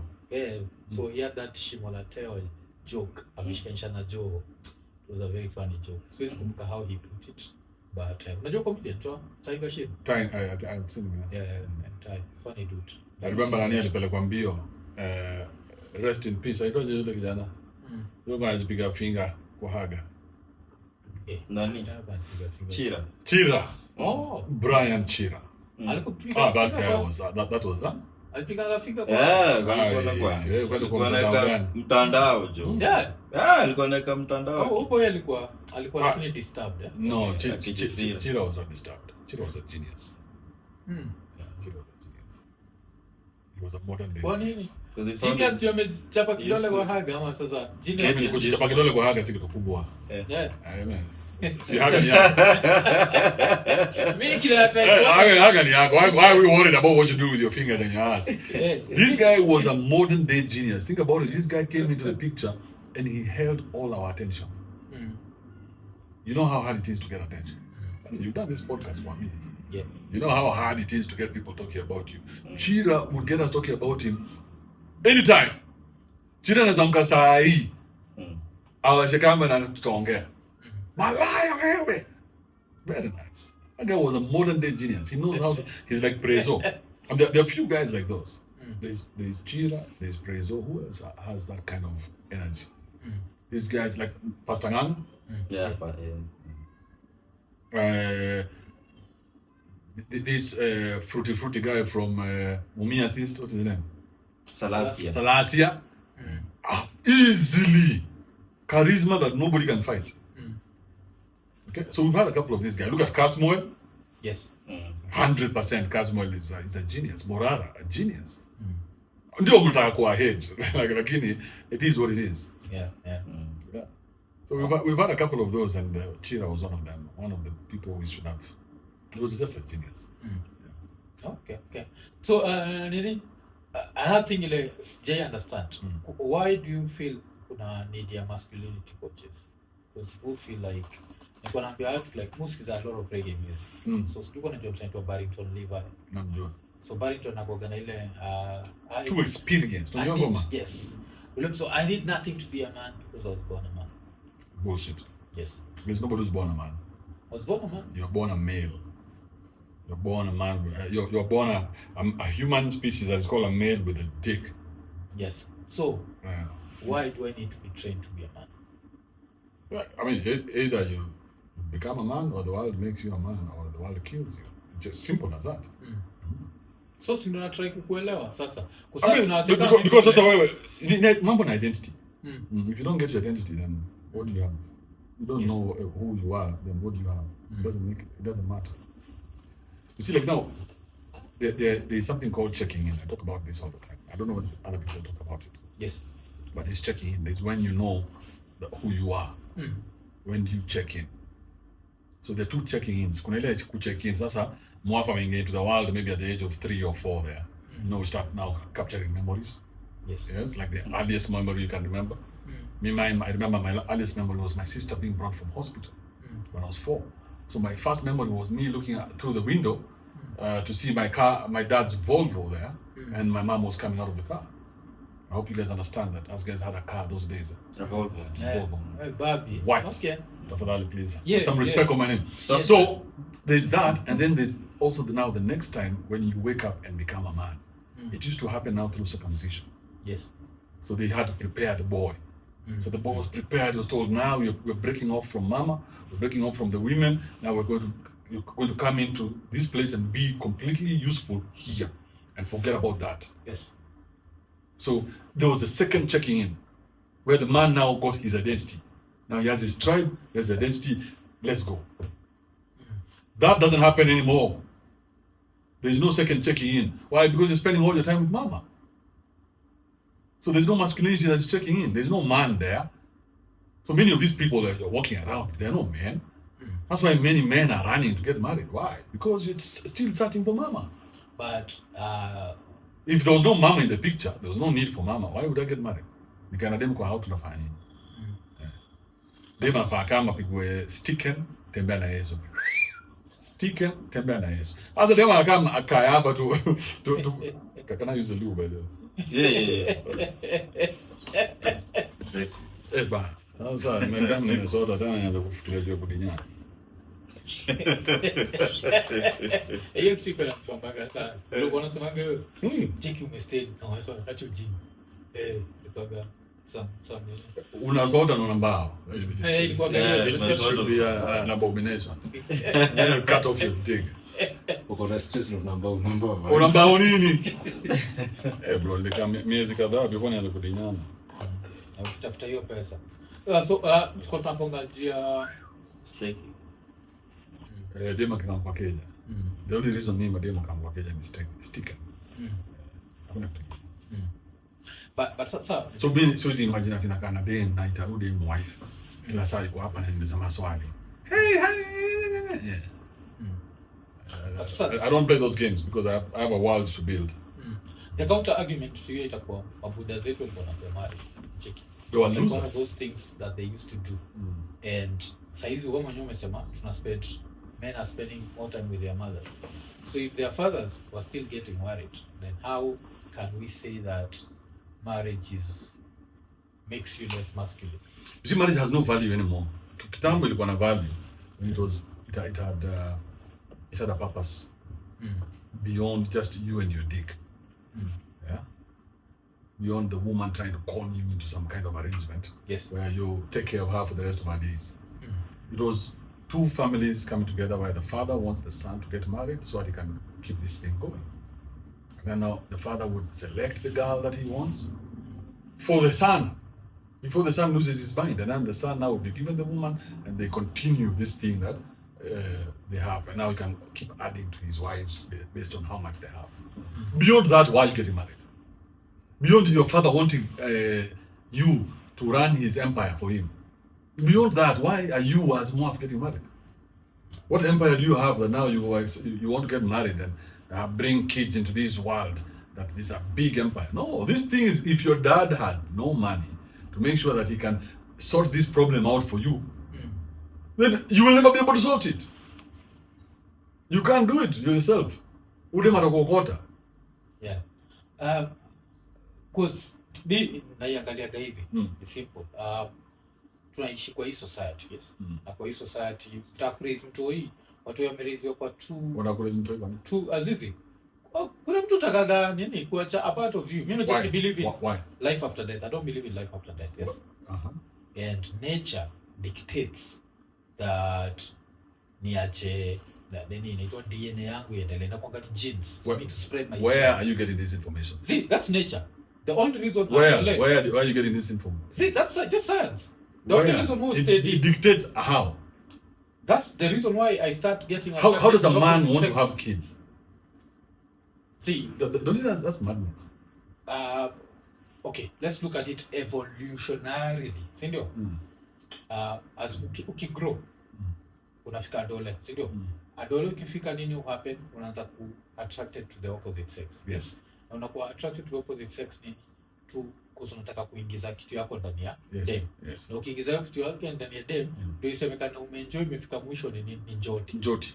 Au njoti waga inaleta nini? Watoto. So that's nature. Yes. That's nature trying to make sure that we spread gene yako. Yes. Yes. What about you? Because we agree that that's nature. But what about you? You as a person. Nikakama hapa sasa hivi asubuhi nikupate.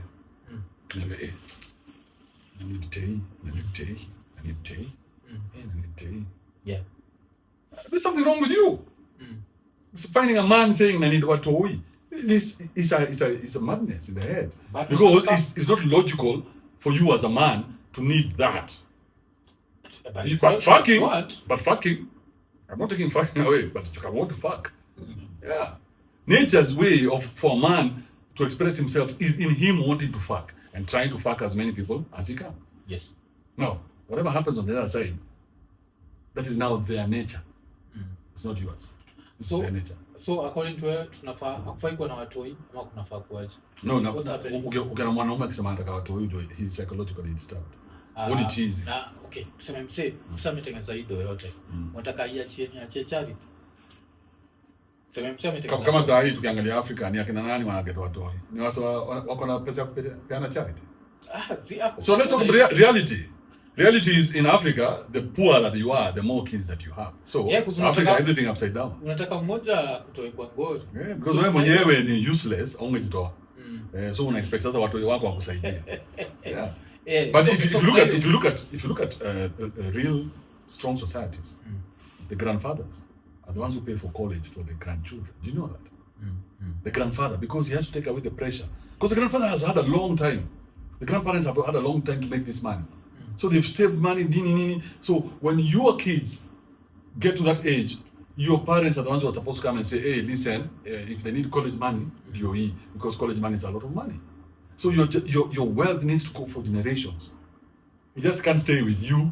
Yes. Your wealth should be enough to bring in other generations. Now, if your dad didn't have that wealth, then your dad was a poor. Poverty was chasing him like a thief in the night. Yes. Okay? So what he has done, the only thing that your dad can give you is poverty.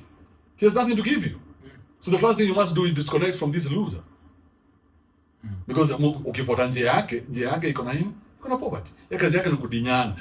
Hakuna kitu kingine budako ufikiria. Mzee anaishi ziwa nyumba ya 2 bedroom. Ako na watu 6. Is that a normal man? No, is that a normal man? Let's be honest. Is that a normal man? Mzee anaishi Ngara, 2 bedroom house ako na watu 4. Is that a normal man? So wacha nikuulize. The counter argument tu itakuwa ni simple sana. Bila watu kuzaana. Nacheki. Country is come to a standstill. You need kids. Like you need newer generations every time. That's why unachiki place ka Japan saizi kuna population problem. Nacheki. Japan wanaambia watu mkizaa tunawapatia do. Zaaneni tafadhali. That's how important kuzaana is. Wewe ndio kutoka kumonga juu hapa billionaire kwa genius. Uko kicheki mse wako Elon Musk. Yule analia watu wazaani, watu wazaani enough. Because na need labor. Acheki. So just cause poverty be that hard. Maybe moja watu yeta atajitoa kwa noma. Cheki atajitoa because at some point is only someone who breaks the generation of we're not taking that away. But we're also not taking that away from the fact that your dad was a loser. Yeah. So let's address the elephants in the room, starting with our mothers. Okay? So shida yako na madhako wagani? Hakuna shida niko nayo. But let's address the elephants. The elephants are that our mothers were primed to take out our fathers. How? I mean, you've seen it, especially in the Kikuyu community. Mama zetu wameomba mabuda zetu ni aje. The only reason why Buddha will survive labda ni bila wali separate. Otherwise, sasa angekuwa amekula pamba. Wali separated what age? I think they have been together for 40 years. Imagine separating after 40 years. How long have you been in New York? I should 10 years. Now imagine she waits 30 years and she does you. Cannot vision. Okay, I'm a judge. I don't think you've invested everything, you've done everything, and then she just tells you, get the fuck out. 40 years, yes, you knew go big. Yeah, 40 years, I think that was my sis had just turned 40. So when they got married, they got her very immediately after that. In fact, when my parents got married, there's a photo. I think I was the one who was in the ballet. So there were 2 girls before me, and then I was the 3rd guy. And I was the first guy. So how old by the time my parents separated? That is something like that. Yeah. So it doesn't make sense for you about your marriage. No, but I didn't care for their marriage. But I was not a child. At your parents. I was able to process it. You see, if they had gotten separated when I was young, then I would never have been able to process. But now I'm a grown up. I can see what's happening. Yeah, I'm a grown up. I can see my mom for who she is. I can see my dad for who he is. When you're a child, you don't see those people. But when you mature and you grow up, then you can see your dad for who he really is. You see, when you're growing up, you're thinking your dad is this guy, and you think your mom is this woman. But when you grow up, these are just normal human beings like you who make mistakes and do everything. Yes. Yeah. So I have to be logical with them. I cannot treat them like father and mother anymore. You get what I'm saying? Yeah. It's the same way I would treat you. The same way I treat my children. So I don't allow us to get into the emotional aspect of father and mother, or father and daughter, father and son. No, it's logical. It's this logical request. Yeah, and Nasema now with the logical request, what comes across is they separated your parents. Alafu wewe mwenyewe yako marriage ka break up after ya Buddha. No, yako iko break up kitambo. Yeah. So si unacheki sasa, maybe that was an affirmation after yako imebreak, ya Buddha ikabreak, kwa sababu sasa Because marriage ni mbaya. at that time, you see, for me, Mwaf, you need to understand, I really wanted to be a family guy. Mm. Yeah. So I don't want you to think that I have something against marriage or families or whatever. It's not personal.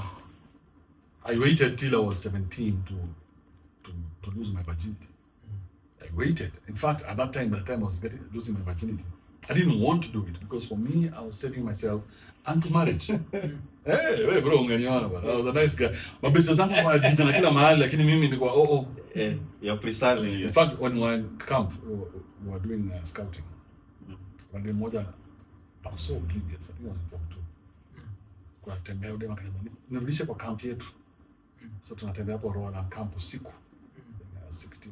Yeah, 16. Nyeri. Hapa town. Kwa Kibe. Dem akachukua, akashika, akanipeleka kwa mti. That was my first kiss.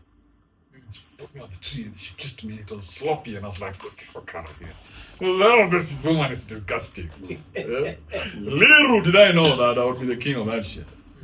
Yeah. So I was, and I'm actually still a proponent of marriage the right way, where the father is one who is involved, both for the boy and for the girl. What do you mean? Yeah. Where the father is one who is in charge, like now arranged marriages. Yeah. I think if we're ever going to, if marriage is ever going to work, it has to be arranged, where the woman and the man are both leashed. If they are unleashed, the woman is going to destroy you. The man is clueless. Natakoleta kienyeji fulani. Nataka Buddha sasa kwa anakuambia ukishafika 18 19 pale, Buddha kama anakuambia Mwaf. Ndio huyo msichana wako. Mtaanza kuishi pamoja. Na anakuchukua because at that time you and your dad have a relationship over years. Yeah. But without that relationship, without your dad being in charge of who you're going to fuck for the rest of your life, you don't stand a chance. Hiyo ni yako hiyo. Sasa unataka nileteka kienyeji kutoka Ocha. Buddha anakuletea based on vile nyinyi mnaishi. Hata kuletea tikade fulani ka risio kitabu cha kienyeji cho. So umetolewa huko kama kubalance mama zetu to a certain level na kienyeji. Your dad will get you what your mother is. And if your mother was offside, he might upgrade you a little, but the whole idea of marriage, Mwaf, marriage does not belong to individuals; it belongs to the society. And the individuals took it up for themselves. That's when they fucked it up. That's why kids are growing up in houses like this. Yeah, houses like. Kama haukai, mtu yana grow up kwa haukai aje. Kids don't see outside. Yeah. We're frustrating these kids. These kids are growing up into psychos. Kids are on development issues. They're not growing up. They have so much noise in their heads. Kids were not supposed to grow up around grown-ups. Kids walikuwa ni asubuhi nje. They grew up around other kids, but now kids are growing up around grown-ups, watching grown-up shit on TV, listening to grown-up conversations. How are they going to grow up as kids? So we messed up, and now we have this system that does not make sense. That's why people are meeting today. Now look at someone like Mulamwa. Mulamwa na wade mwake. Mulamwa has made 2 women baby mamas. Yes. Tukiwa tunaangalia. How do you think those kids are going to be raised? This woman will be showing that kid the father on the screen. Ule baba yako ni nini, ni nani, ni nini, ni nani, ni nani. How many kids have been told their fathers are dead? Yeah. Died in a grisly road accident wakitengeneza pickup. Dead bitch. Really dead. Really dead. Yeah. They're dead and bitter. Yeah. So this society that we have right now, Mwaf, doesn't work. So where we come up ujaribu kueleza tu watu hii kibi yako. Okay, but mimi huangalia hivi. Huangalia life as a personal journey that every human being has to go kivyao. You have to take this path by yourself. And this is the reason why sasa mimi huaga nasema kazi yenu sielewagi, because like I can never advise someone on how to live their life. Mimi nilikuwa married at 35. Ulikuwa married at 28. The first time ulikuwa married kwa 20? I think it was 31. 31. But check it. So see what First we're time. at different points in our lives. So that's how we treat. Like this is an individual journey. Na mimi na individual journey yangu ya 35 stick around. I'm still there after 10 years. Yako where yako second how many years? 7. Yako ili last how long? Cumulatively, I think maybe 5 years. Yes, you see, I feel like I should have left within a month. Why? Endily after mwezi moja. It just how would I put it? You see what you guys are, nyinyi machizi. Because nyinyi mnatafuta ile kitu mnaishi kwa imagination yenu. Yeah, that's why you want kids, you want a wife, because the whole society, the whole society. Yes, hata mimi nilikuwa cheesy. Yeah, I was mad. I look at my days then, I'm like, oh, the fuck was that guy? Hey, happy guy, kufungua gate, children, wife. Nonsense, that's bullshit. Yeah, because those people who do that are the most pretentious motherfuckers. What's a liar? It's a life of fakery. Yeah, because nyinyi hakuna watu udinyana kama nyinyi. Nyinyi happily married. My Airbnb zote South Beach zimejaa nyinyi. Saa ngapi? It's almost 2:00 in the afternoon. Airbnb leo zimejaa happily married. Ndio tuna clock huko sasa. Alafu kesho mali stops zako zimejaa tena. Na tukichujo. Na chemist mkibai dawa za kaswende. Na mapitu. Yeah, so this pretentious life doesn't appeal to me at all. See, kila try to understand. Hii 1 month nini ili happen you can feel like this is not. So I put this in the book. I wanted it to remain in the book, but I'll tell you about it. Yes. So there's this time we went. So we just got married at the time I was still in the publishing. So to get that Coast. So there was a teachers conference in Coast. You know those conferences where they just used to make money for the teachers. So we were like, hey, we have, because when you're in publishing, after some time you accumulate books for many different authors. Because author natengeneza vitabu 1,000 achukue 800. Na saa hizo zingine so mbili. So I was too hard a lot of shit. So we were like, hey, let's take some few books, let's go and sell them in Mombasa. So me and my friend called Dan took our wives, happily married. Yeah, we took our nice Voxy. Drove to Mombasa, happily married. Tukafika Mombasa, tukachukua villa mzuri, happily married. Yeah, so I think I was 1 month into the relationship, into the marriage. So tukafika kwa venue. So tunasongesha vitu nini tuweke display. Nikamwambia Mresh, hebu songesha meza ulete hapa hivi, akanishow Z. Nikamshow, what do you mean Z? Naambia demo Islands. Aliniambia Z. Hakuniambia hapana, hakuniambia no na kizungu yenyu ya kizungu yetu ya huko. Alisema Z. Nikamshow, what do you mean Z? So now I looked at her because we were in the zone, we were busy fixing shit. Nikamshow, what do you mean Z? Now I stopped everything I was doing. What do you mean Z? Nikamshow Z. Nikaangalia best time nikamshow, I'm done with her. Imagine at that time I was done. Bro, it was so clear in my head. So I was 100% done. I told my buddy, first fight, like first disagreement. So yeah. Oh, there were many others after that. Yeah. So that was the first one where I saw her for who she really was. I was like, what do you mean no? I am your husband. I put you in a fucking car all the way from Nairobi to bring you here na kulisha na kuvisha na kufanya kila kitu. Unaniambia no aje. It's not haikuwa a suggestion. That was the table that ilikuwa mzito. Bro, it doesn't matter. Afadhali ukufe ukisongesha. I was not suggesting it. I am your husband. Move that fucking table from there to here. Now if you cannot do that, then who are you? Who the fuck are you in my life? Fuck you. Get the fuck out of here. Bro, nilienda nikapiga ule demu nilikuwa nimedump. No, please.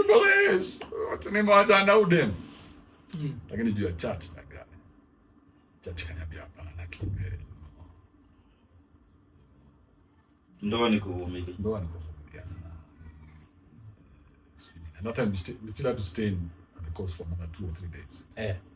So hakuna kudinyana. So sasa lazima tulale kwa bed moja na tufanye. Sasa rasa iko hapo, oh my god. Ninakwambia as long as kuna mtu kwa keja, hauwezi wacha kuwa pioni. So hata wewe Mwaf, ila ni hiyo. Hauwezi utakuwa unajaribu kutoka. unaguzishwa rasa, una cheese, Unatokwa. beauty. Unatokwa. Yeah, so Okay, wacha tu rewind kidogo tuende kwa chat ulipata gaji mpaka ukakaa mkokoka tukonaga that infamous yako ile waga inanibamba umepatia Yesu maisha lifting up holy hands. Yeah. Holy hands. Hapo ulikuwa umepeleka watu before Church the Lord. ilijipata Lakini unajua kwanza tunawaambia hiyo story ya church ilikuwa beauty. Now when I think about it, nilikuwa nimejientangle na watu wa ucha na watu wa ghetto. Conmen ukamkukona watu kwa church. Because for me, when I got into church, I was actually believing that church was everything. Yeah. I believed in the prayers that I was praying.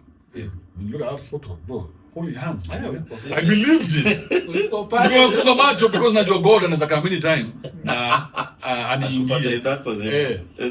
Vile aliingia Mary.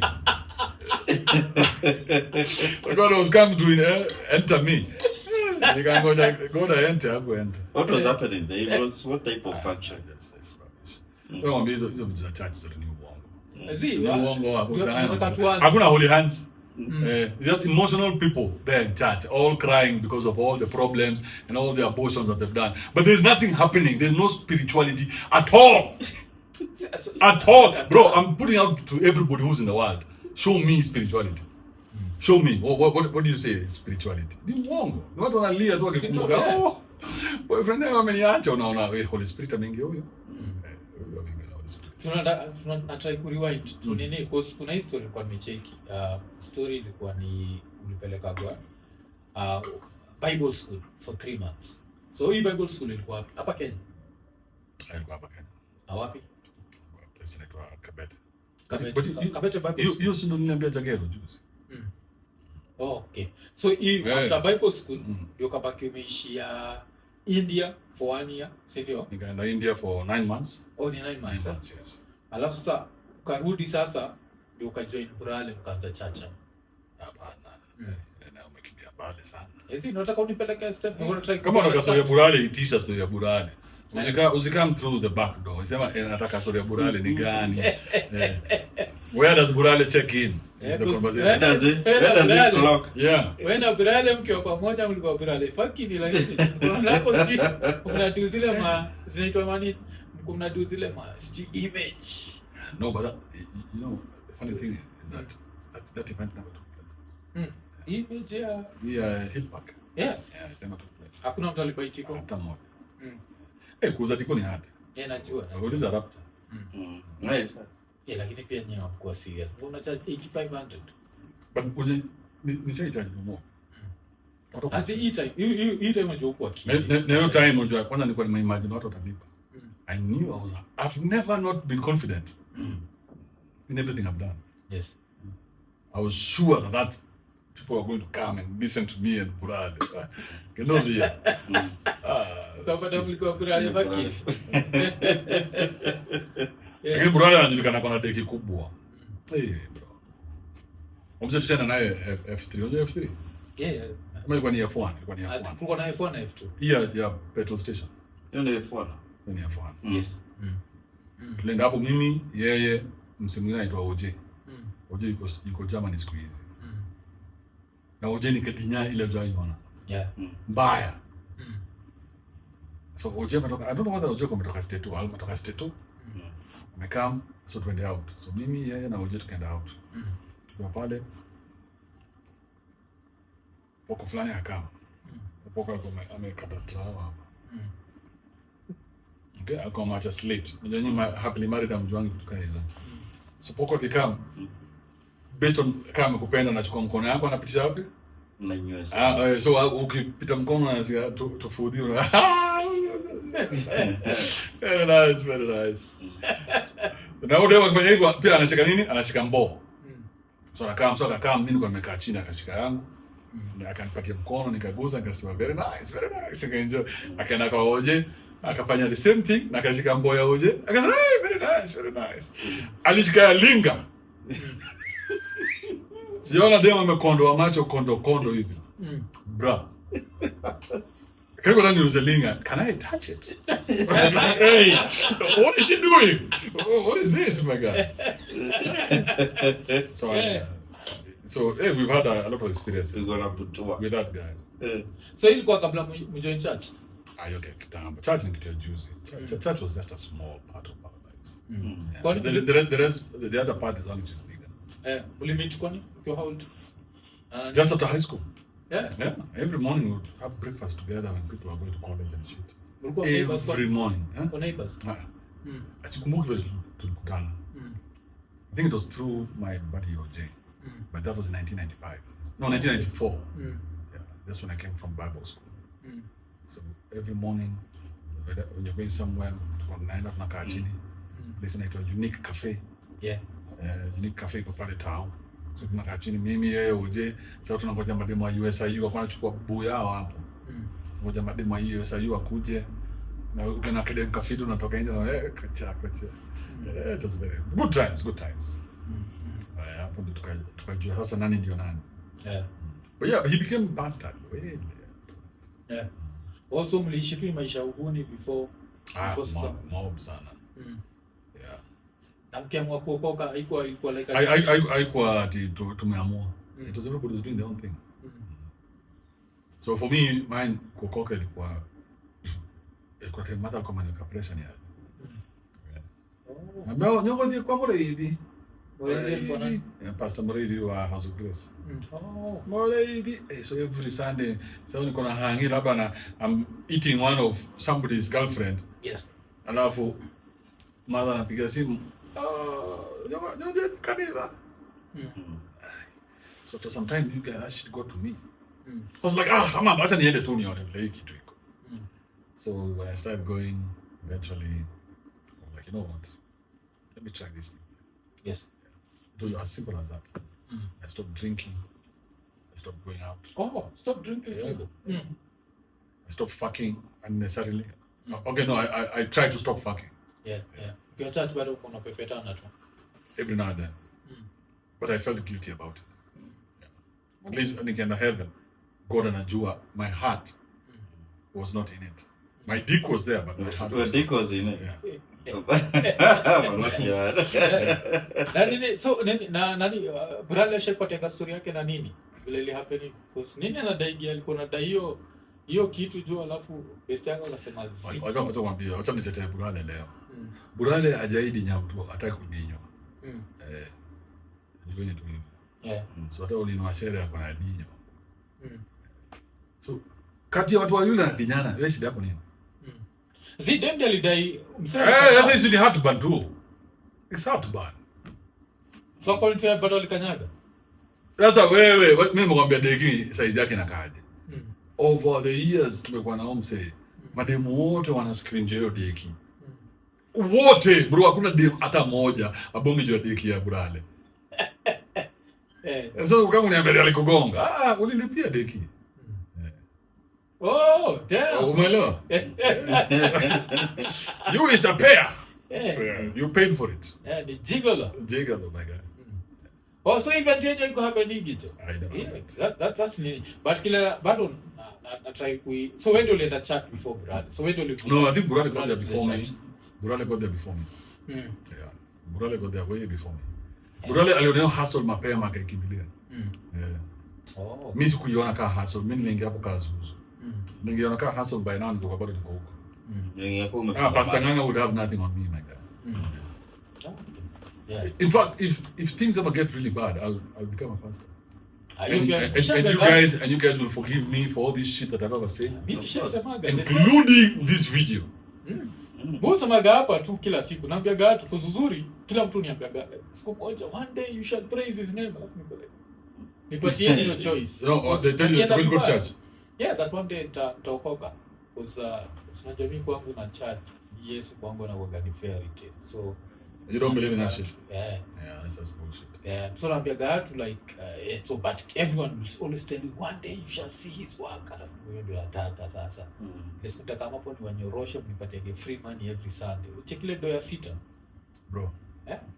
Like hii sita mevalue after tax. When things go any ujipata uko ground zero hapo ndio unafanya church. The Church of Mwaf. Habakkuk Ministries. Yes. Itakuwa pale. But I kill I. Yeah. Itakuwa pale na nini? Oh. So and commit Raila. Unaangalia picha yako na Raila mli. Oh, Raila is such a fresh guy, by the way. Everyone mwenye amemeet waga. Yeah.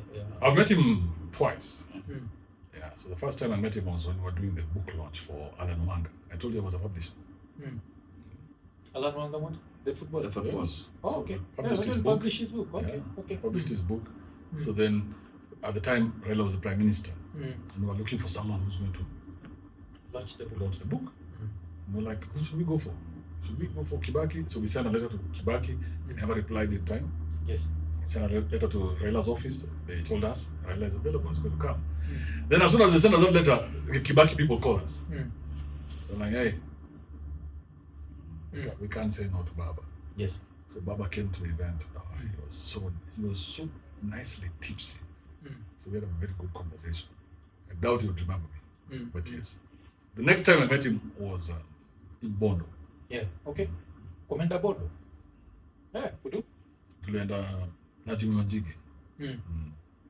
Jimmy Wanjigi told me, let's go to Bondo. There's a fundraising there. We go on a helicopter route. We met Raila. Raila is sitting there saying how he feels for his country people.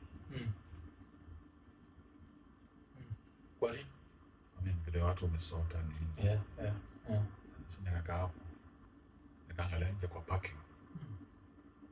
Parking iko na helicopter 4 and 26 V8s.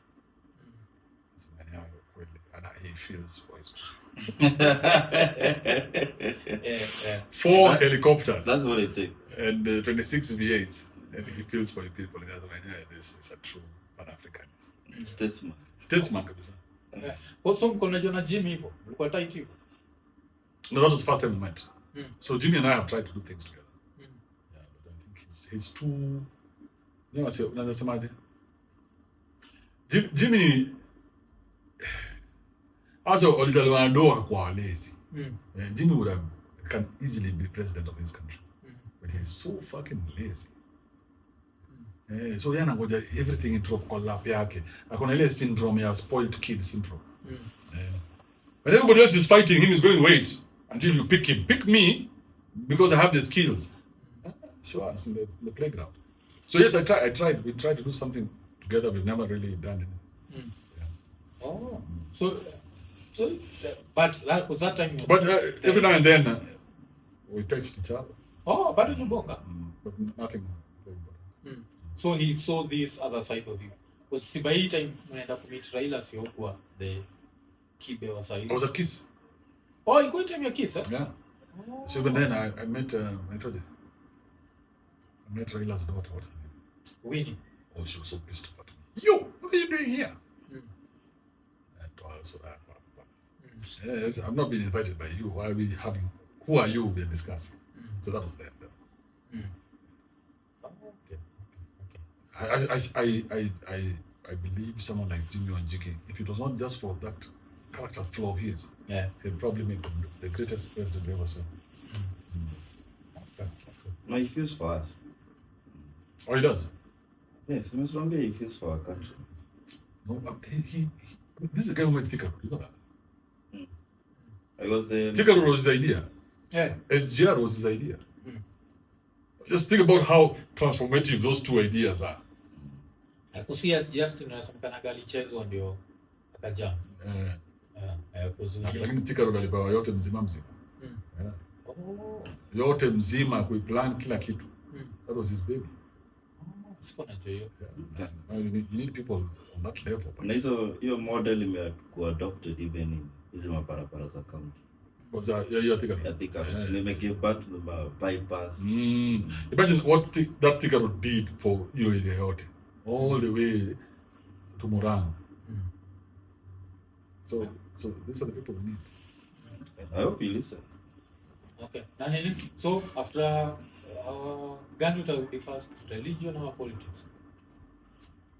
I think politics is a better game. Because politics is not emotional. Yes. Religion is very emotional. But politics politics you can play. Yeah. I think what we're doing right now, even for you, Mwaf, you need to consider that the angle for politics is just the next thing. Upende usipende. Because once you get the popularity, make that popularity work for you. Yeah. Think about how easy it was for someone like KJ to get in parliament. Na KJ is anachoma. Baya. So think about how easy it was for someone like Jalas to get in there. Erika Amondi is going to get in there. Any of these guys, if they try, they have a very good chance of getting in there.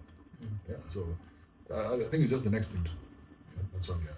Oh, Eric, shaipatana. Because naona kama mmoja Erika. Kuzepa Erika ile tu Msenge huyu Msenge stupid sana. Yeye tu kama mother fulani kalikuwa. Why did he say that? Let hate your time. Sasa hiyo ni story tu. You see, for me, when I talk about you, Mwaf, or anybody else for that matter, I talk about things that are out in the public domain. Yes. I don't go beyond that. Beyond that, that is your business. Yeah. So what is in the public domain that Erika Amondi was saying? Yeah, they create narrative to Forest Gump. So I found that to be very weak. Also hakuna kama madhara kote kalikuwa. Yenyewe kuzimetuambia tu jia. Umesikia story ya hapa mahali. Yenyewe hakukuwa na madhara yote. By now sikuwa na picha hata moja. Imagine nimekaa miaka ngapi huko. Hakuna picha hata moja. Kibe na mama mzungu. Judy. Wanaitwa Judith, kuzungumza kwa nikisikia story tunaka madhara kama commentate. So atileta una do show kusuko ni after. Kusuko ni after kanaenda round. Yeah, that guy is appealing. Nilimdharau hiyo siku bana. So mimi dharau watu fanya tukaa hizo. Because there's so much to do. Why lie? But tunaanza kwa nini walikuwa na hit back? Kuzipia kwa rasa pia kwa gahaga. Uko naamka tu na go at someone. So of course they have to hit back. You understand? It's a game. You hit me, I hit you. Yeah, so I agree. You can do whatever you want in Yes. your life. I just don't think you as a man lying is something you should just be so comfortable. Because if you lie, imagine this guy came up with a script. It was all a lie. See, Just think about that for a second. This guy sat there, called all the cameras, and he lied about something he has no clue about. Sat there and lied. No evidence, nothing. And lied. What is that? Kwake maybe alikuwa anachukua, he was making jokes. It was a joke to him. I want you to put that clip here. Okay? Tell your editor to put that clip here. You see the conviction and the way they did it. It was all curated for them to push that lie. That clip is on the internet, you can find it. Yes. Yeah. Kibe na mambo. Kwa sababu nakumbuka. Alafu sasa ukiwa Texas hiyo na unachomeamka umeamka asubuhi and you find it trending. I can't remember those times. Yeah. But yeah, most of the time, even when I got kicked out of YouTube, niliamka nikapata 80 missed calls. Yeah. Iko Yugi had called me I don't know how many times. Oh. Yeah, so the timing there is a bit different. Alafu pia nasikia kati wakikikivo they don't even pay you that last payment. They paid me everything. Or they paid you. They paid me everything. Okay. Yeah. The best ni ndio pata kwa how much the best check? 16, 17. Oh, 6%. Euros ama yeah. Euros. Oh, okay. Damn, that's a good money. So una understand kwa nini yote wanasema protect the income ukatikuchia jo. But you understand. But again unajua wewe unatoka kutoka point ya usoti. Yeah, nimesota jo unajua. So if you move away from that then because otherwise if they're coming for you there's nothing that you have said or that you can say to stop them from coming. Yes. If they've decided it is you. Yes, najua hiyo. So there's no protect the income. There's burn down the whole fucking building with everybody inside it.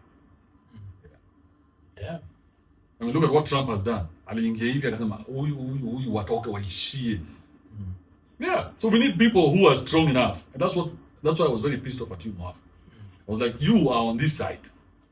How dare you think that there's something that I've done? Because you're on this side. Hata wewe kokoto kwani ni ndakanga. Najuaga hiyo. It's just one person who hates you, or maybe your wife one day akasirika na wewe aenda wafanya feminism meeting. Your girlfriend, a jam. One person somewhere just doesn't like you, and they sit, and it's not a logical meeting. It is a meeting to take you out.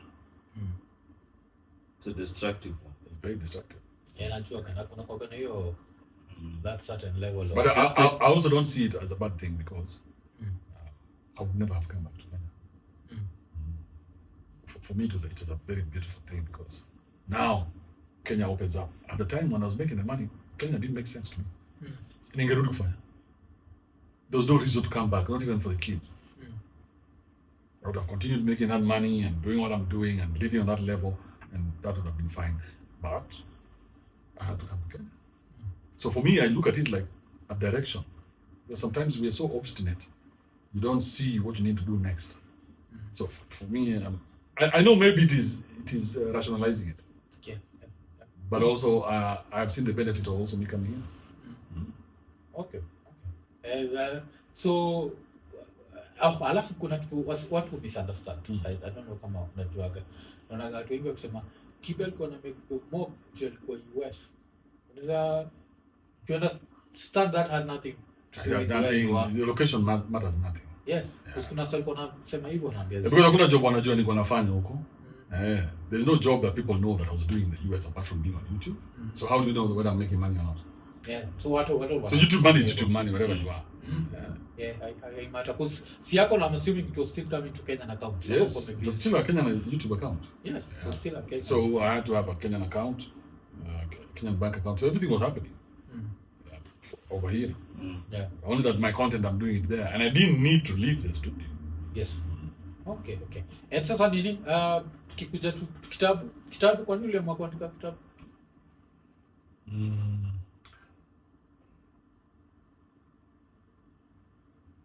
There's a lot that needs to be said, especially by me. Yeah. I have seen some of the transformations that have been made by our young men around the world, by some of the things that I've said, by some of the shows that I've done.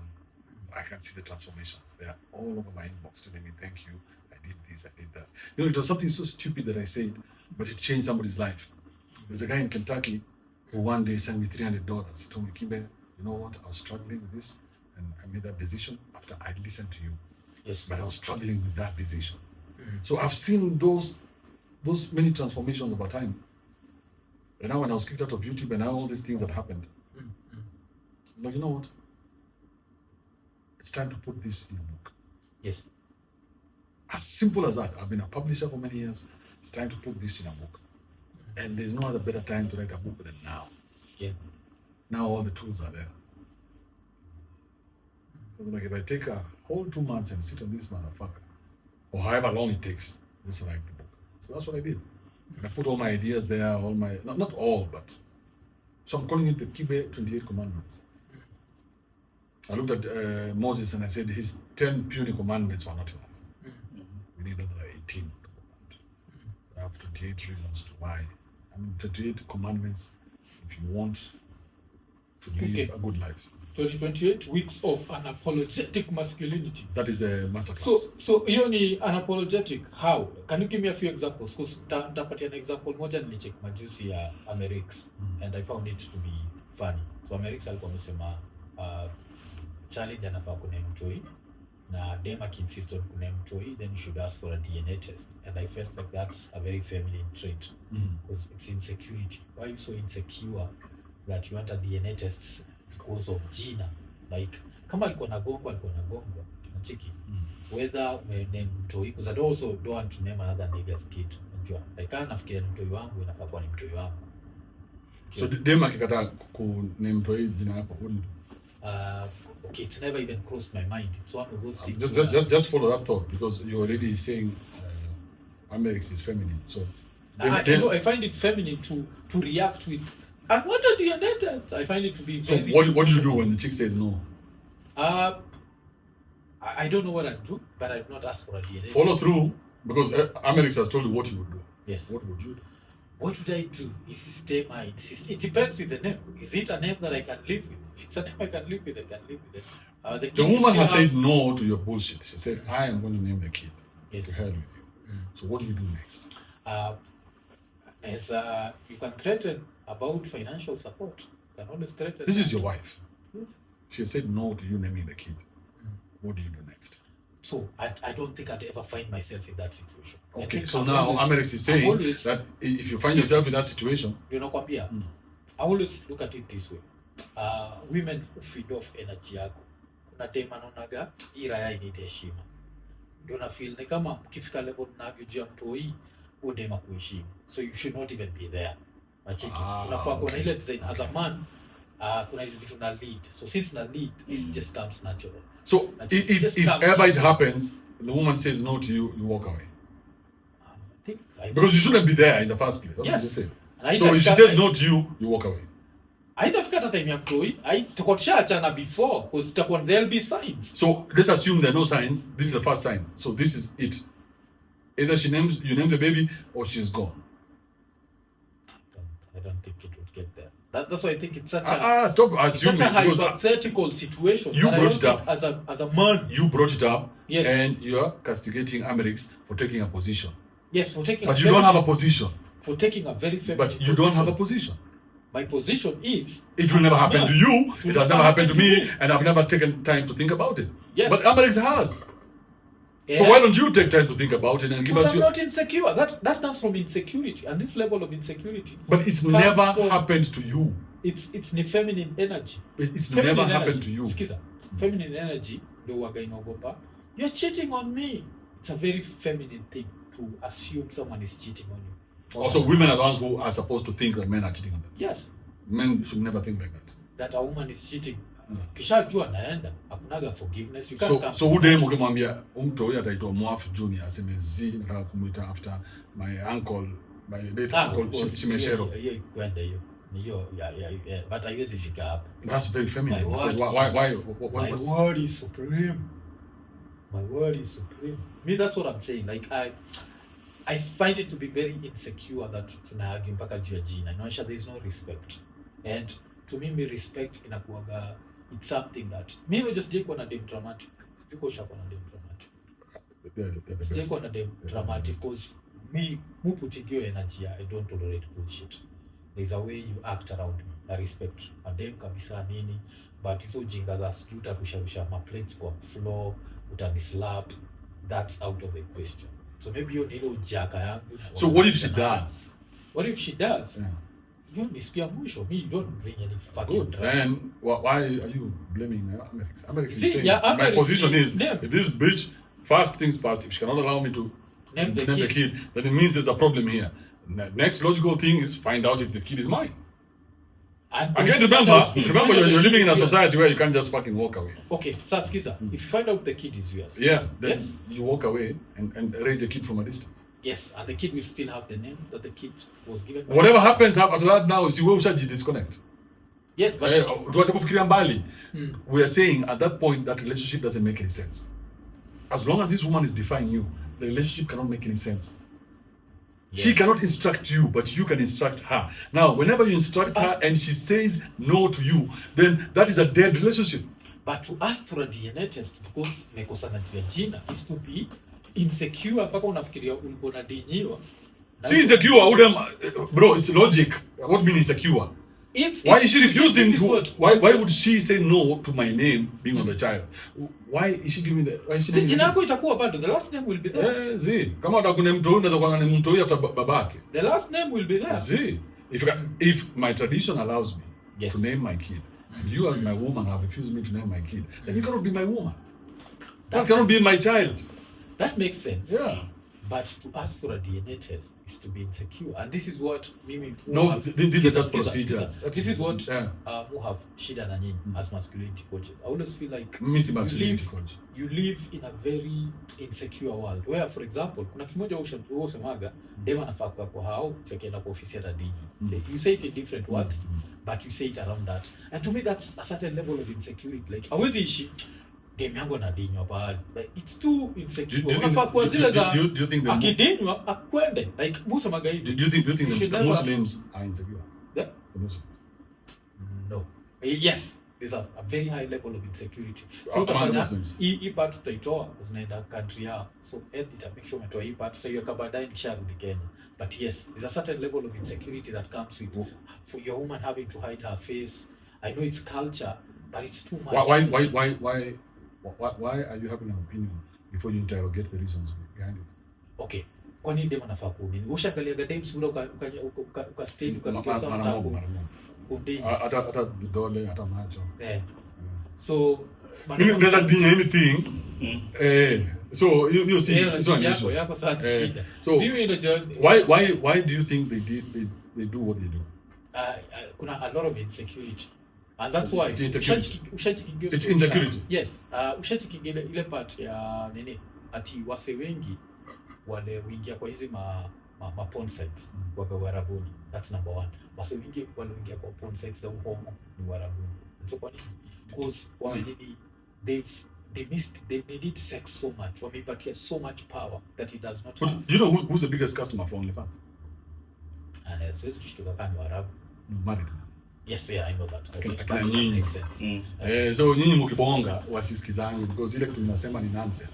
Okay, sir. So every time a married man talks, it's his woman talking through him. He's a puppet. So hizo vitu unaniambia saa hizo zote ni nonsense because you have never been on this other side to see how things operate. Yeah, if a woman defies you, how can she be your woman? The Muslims know this. They have protected themselves against bullshit because me atakwenda kazi. You expect me to think about what my wife is doing in the house? No, I create systems that protect me against that nonsense. Okay. So now the Muslims have created, that's why their marriages are still the last to survive. Hizi zingine zetu zenye tuko na freedom survive, but zao zina survive.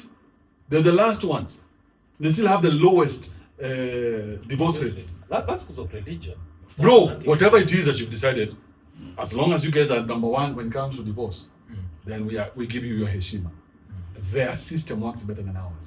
Yeah. Simple.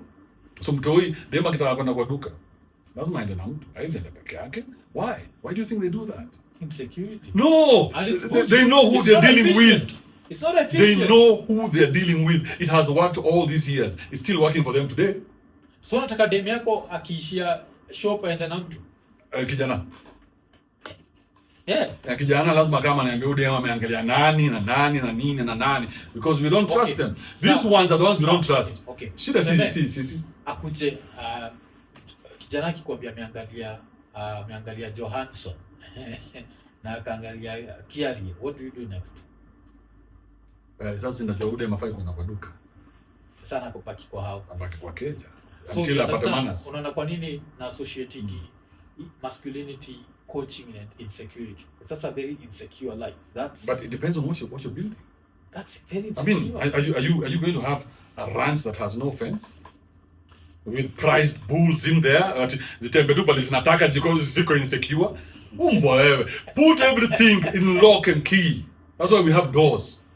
Yes. Yeah. So how am I just going to this is my bitch and I'm going to allow her to be whatever she wants to be? No, she's my bitch. She's going to behave like my bitch. Whoever it is I decide, she's my bitch. This is my woman. I decide what happens with her. Now, if she's not my woman, I have no power over her. Yeah, but if she's my woman, then everything she does is me. She's raising my kids. Whatever she does in that house is me. She makes a mistake, it is me to fix it. Now, she's either my woman or she's not. Yeah. Simple. Okay. Yeah. So if she doesn't toe the line, what then I can protect you. What I'm going to say, I respect the fact that you've embraced your insecurity and you're living with it. Because to me, that's insecurity. Maybe if you're comfortable, on the other side, mimi ni zile raya waga zina believe tu. Sigongewa. Na nikigongewa inakuwa unforgivable. Unacheki? Like hakuna space ya so umesema ugonge wangu. So waganisha put the law inakuwa ni sawa. Wewe umekubaliwa kudujinga yote out here in this world, lakini jo cheat, that's where to draw the line. So I don't even need to think about it because nisha lay down the law. Nisha isamaga that hii kwangu ni unforgivable. So since ushaibonga, unaweza enda place yote utakwenda, wewe fanya hivi, fanya vile. Yeah, I'm good, I'll sleep. I won't even worry that you are out there ukicheat. Because it does not even cross my mind. Why? Because I don't need the woman. I want the woman. Kuna a very big difference between needing someone and wanting someone.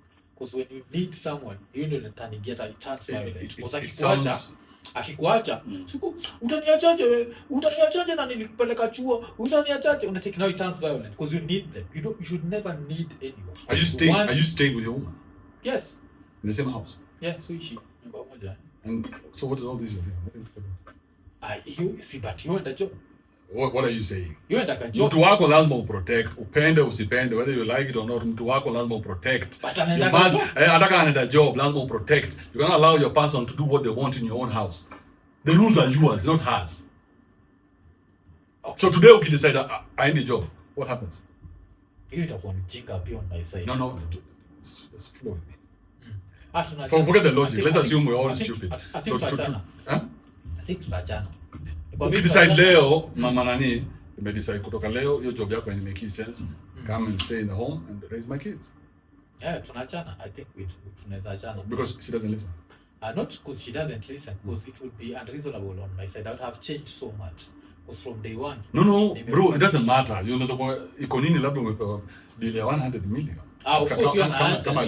Yeah. Gani ndo kama hiyo anaacha, hata yeye mwenyewe hata hawezi kwa ni story. Inaweza kuwa. So for you, your relationship is based on what you provide for her. Not, but so right now you're unable to provide for her, that's why she has to work. I can still provide, but no, you cannot tell her to stop working because you cannot assure her what she's getting from that man she can get from you. Yeah, to some level, that's fair. That's true. So that's what you are. That's where you are right now. She's not your woman. She belongs to you and the person she works for. So mnagawana hiyo energy, upende usipende. That's the truth. Because them atoka asubuhi na sasa tugawani kingono, because ngono unajuaje? Because najua. Aje. Because ni mimi. Them atoka home asubuhi 6 anarudi home 7 at night. Na analipwa. Yes. Na mugawani? Yes. Anafanya kazi gani? Si hapo tuwezi ingia. Ukiona kitu moja fanya mimi. Nimemit waseka wewe, kuna msanii anaitwa Dizo kaa wewe tu. Kiburi. Stawa. Aligongea watu hivyo tu the same way you're talking. Na aliforgive. Did he forgive? Wamewachana. Yeah, because as long as unajuanga the cardinal sin. If there's anyone with candle knowledge, there's no going back. So kuna kwa gana hizo, so that's the energy that you have to put out there. But ukiputi energy yenu ya insecurity, ukienda nje utagongwa, ukienda hosi. It looks ni kama una ni kama saa ukienda kama unaenda. Ushaenda dia? Yeah, nishaenda dia. Kuna skydiving dia, ndio kuna skydiving. Kutoka ndege. Nazo how much? I don't know. Nataka sana maybe 15-20 G's or something like that. Because my fear of heights ndio nataka kuidu. Because nani alituambia alifanyaga Savara. Walipiga kaka sauti sola tikot. Wakaruka kutoka ndege. Yeah, wali deny vile Petero li deny Jesus. So ukienda kuruka tu hivi anaruka kwambia, you know there's a 51% chance you might not land. Hata 2%. 51%. Hata 2%. As a stats ndio zinaongea. Mwaf me I'm brainless. Mimi sifanya akili. Mimi kazi yangu ni kuongea zile vitu ziko huko nje. So mimi stats tu. Na stats zangu. So stats zangu zinasemaje? Wale mwenye wanagongwa. Nyinyi mmebeba kaswende na kizonono. Maristopes Kenya today we were to get rid of marriages, then we would get rid of Maristopes, Airbnbs, 90% of the clubs. Yes. And clinics. Because of zile magonjwa mmebeba. So but wacha tuongeje 28 weeks of masculinity. So apart from your story imekudunga. Apart from insecurity, what else? Your story imekudunga. Haijanidunga because sikuwa insecure. You know, like one of the things nakuwa na a certain level of self confidence that self confidence has never been an issue for me. So that's why sifidigi need Are you ever going to get married like to another woman? I don't think so, because I'm niko happy pale niko sahihi. If things change, but so far I don't see sioni signs za vitu kuchange cause bado unisikiza Bado unasikiza. Unasikiza na anisikizagi juu ati na threat na kama kina hiyo energy and threats kwa tu mimi mtu nimetulia tu. No, but who's talking about threats? When you Nyinyi ndio kama si wewe ndio are you looking at your relationship? Si nyinyi ndio So your threats imetoka wapi? Si nyinyi mnakuwa insecure. So your threats imetoka wapi? Dema kienda nje. Sikiza. Dema kienda nje mnakopa mnagongea. Akina nani? Mimi nimekwambiaje? Talk to me. I am here as Andrew Kibe. Yes. Nimekwambia hivi and please don't get it wrong. Yes. Nimesema the stats say the mwako kutoka kwa keja every morning anaenda kufanya mwanaume mwingine kazi, chances are high atadinywa huko. Either na mwanaume ama wao wanaume wako nao hapo kando yake. Yes. These are the stats. This is not me. Which mademu wenyu. Which percentage is this? Sema percentage. Yeah. They even have in categories. Unasema nurses are number 1. So demu yako akiwa nurse ndio anadinywa ile inaonekana, akiwa hostess, akiwa in the service industry, akiwa anauza insurance. So hizo ziko, you can just look it up. Yeah. Insurance anauza pia sehemu yake. So anauza kila kitu. I don't know the percentages. So these are the stats. Na dema kutoka kwa hao. That's why the Muslims are very careful. Wakasema dema kutoka kwa hao sitoke peke yake. Anatokaje peke yake because madem hawezangi kujicontrol kama wanaume. Okay. And you see, for men, even our control is almost unnecessary because women are not chasing us down. But wewe imagine when day umetoka Kayole, mzee wako jana mmekula mayai 3. Unatembea kwa bus stop, mtu asimamisha gari hata kama ni ka VW Passat. Yeah. I mean, okay. So you know just that tunabonga juu escaping poverty. So poor. Tukitoka kwa so it's like escaping poverty. Wacha tubonge juu journey into manhood. So yes. Of course not everything. I don't want everything, but like which we may explore which topics. Because Musumaka, like one of your best quotes, kwangu ilikuwa ile yako ya nini umembao na umesota. To me that's a very funny thing, and apart from being funny, for when you're much older, that makes more sense. Because unakuwa zile za right now na focus on money. I don't need ngono iko kwa priorities. Unaelewa? So hiyo ni quote moja ile waga nimeheshimu kabisa. Pia another thing kupatia credit na pia naweza kupatia flowers hapa. So ushinda kwa nini Sudu post a lot of videos ni juu yako. Wewe ndio ulituonyesha how to make this thing work the way it's supposed to work. So kulikuwa kana pia ile yako ya no breaks. When you nyanya you see I'll be here. Unacheki. So pia si tukachekia that mantra of working. So we might disagree on definitions of masculinity and what, but we agree on how to make things work.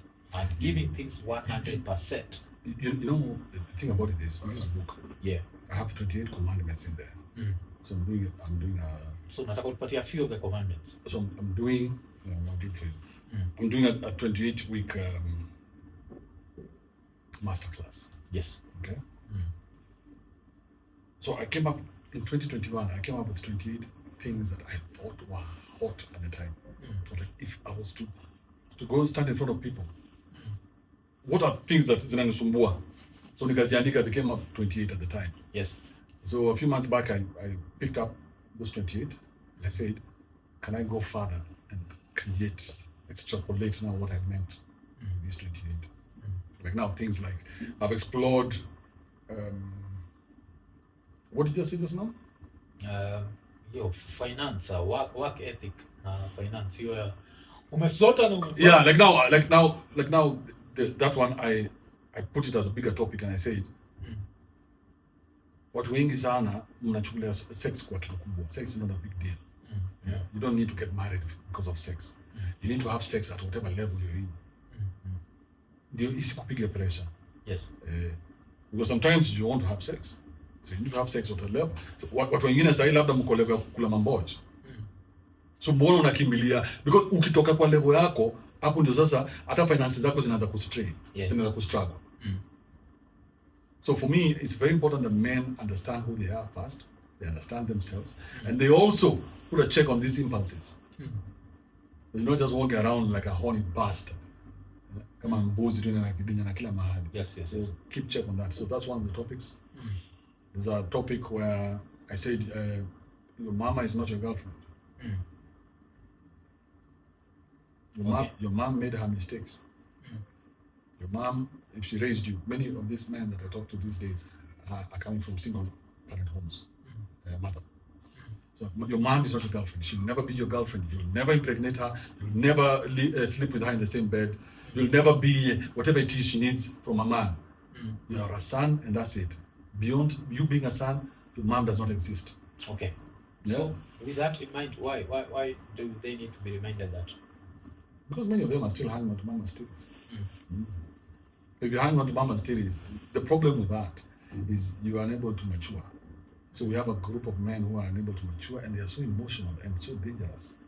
So they've not matured beyond not needing mama anymore. If you remember when us guys are growing up, I don't know whether you remember, but for us, Yes. after some age, you could not be seen walking around with mama, hanging around with mama, doing what mama. Bro, the boys would shame you out of it. The older boys would beat you. The old men would castigate you. They would be like, "Oh, what are you doing there?" It was shameful for a man to do those things that women are doing because we were growing very differently. Yes. Yeah. So now, because of being in this modern society, that shame doesn't exist anymore. So now we have boys growing up not knowing what they're supposed to be. We have girls growing up not seeing how women are supposed to respond to men. So we have a very confused society. So the boys don't know what to do. They don't even know how to talk to women. Their confidence is low. They don't think they're adequate. So it's just a small tweaks here and there for this boy, for him to know that it's okay. Here, don't make this mistake. Tweak here, tweak here, tweak here, tweak here. 28 times. So I've used my own examples. Yes. Yes. So 28 commandments, Kibe's 28 commandments. All the things I've learned in my 49 years of existence. Okay. That makes sense. I think when it comes to the emotional side, the example mpatiana hii jina ulianzaje kutumia jina Kendothia, like how did you get that? Because you're going to the emotional part. The coincidence is there is this one Kendothia. Nakumbuka hii fala ilitoka na ilikuwa ni shoka, atika alitoka nayo akaenda nayo mpaka LD Redisha Dem. Kwa hapo unaweza shikanisha vitu mbili umesema. Unaweza shikanisha hiyo story ya finance where unadinya mtu kwa above your level, alafu pia kwa emotional. Usemaga hakuna vile utatoka na shoka at some point fika na kuru nyonga kama bado nitakuendelea na hii shoka utaona kusemaga pia mimi huwa advocate for kunyonga because of post-nut clarity utarudi kule utachujinga utarudi. So I don't understand the upside kwa emotional umsali toka na shoka alikuwa too emotional. Have you found out who raised him? As Stephen, you see, we need to go. Because those are things that we can now start to deal with. Yeah, most of the people who do the school shootings in America, normally raised by women. Hata kuna ufala alitumia gani ya madhake majuzi. Florida. So the boy has not been equipped to learn how to deal with his emotions from a woman. Because the boy cannot deal with emotions the way a woman deals with them. He's too dangerous. He's too strong for him to be like a woman in dealing with his emotions. That's why when the boy starts dealing with men, akianza hii softy tunaitoa haraka hii ni upuzi, usifanye hii mbele yetu tena. So next time your mind is rewired. So there needs a rewiring of the mind to rewire you to know this is bullshit, this is bullshit, this is bullshit. Right? So that's what I've done in my book. 28 ways of rewiring your mind. Because many of these things we don't know. I came to learn them when I'm in my 40s. Origins of the name Kendothia, how did that come up? Was it? Some people were making fun of it. One of my exes, sisters, were making fun of it. They were laughing. They were talking about Oja. So in Oja, to say, Kwani, who do you think I am? You think I am Kendothia? You think I am Kendothia? Kendothia was some ridiculous guy in the hood. They always used to make a lot of mistakes. So when I heard that, I was like, that sounds good. I'll use it one day. Oh, okay. So Kendothia, what I use it for Kendothia is somebody who's clueless. Yes. Kulikuwa ni two. Clueless. Kulikuwa ni two Kendothia. Na Kendothia moja ukakaa dem, unajua. Alafu kulikuwa na Kendothia mwingine pia alichukua nini yake aenda mpaka shoka. Sasa kwa mjinga sana. Kwa maga. Wewe imagine mwanaume utoke hapa ufike town na shoka aje. At some point, logic lazima itakuwa imekikia. Yeah, because the consequences that are going to follow you are many. But women can live in the imagination. A woman can live here and go to America and boil water and burn you. You as a man, by the time unafika Dubai utakuwa shit. Some logic is going to try and kick in. unless you have the nature of the woman in your head. If you go to committee today, 90 probably these are stats. Yes. Go to committee today.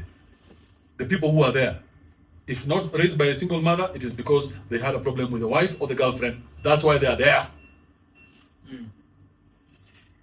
Do you know that? Okay. Fanya research kidogo Mwaf.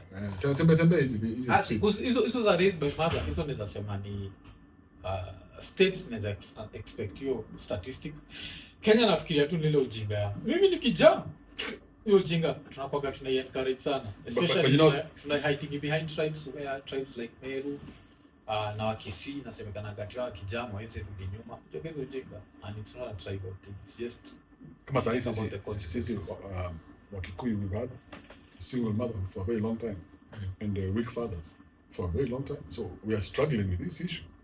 So I don't think it's because probably you didn't see it, but in our, like now for me, out of four women or 5 women, my aunties, 2 of them or 3 of them didn't have husbands.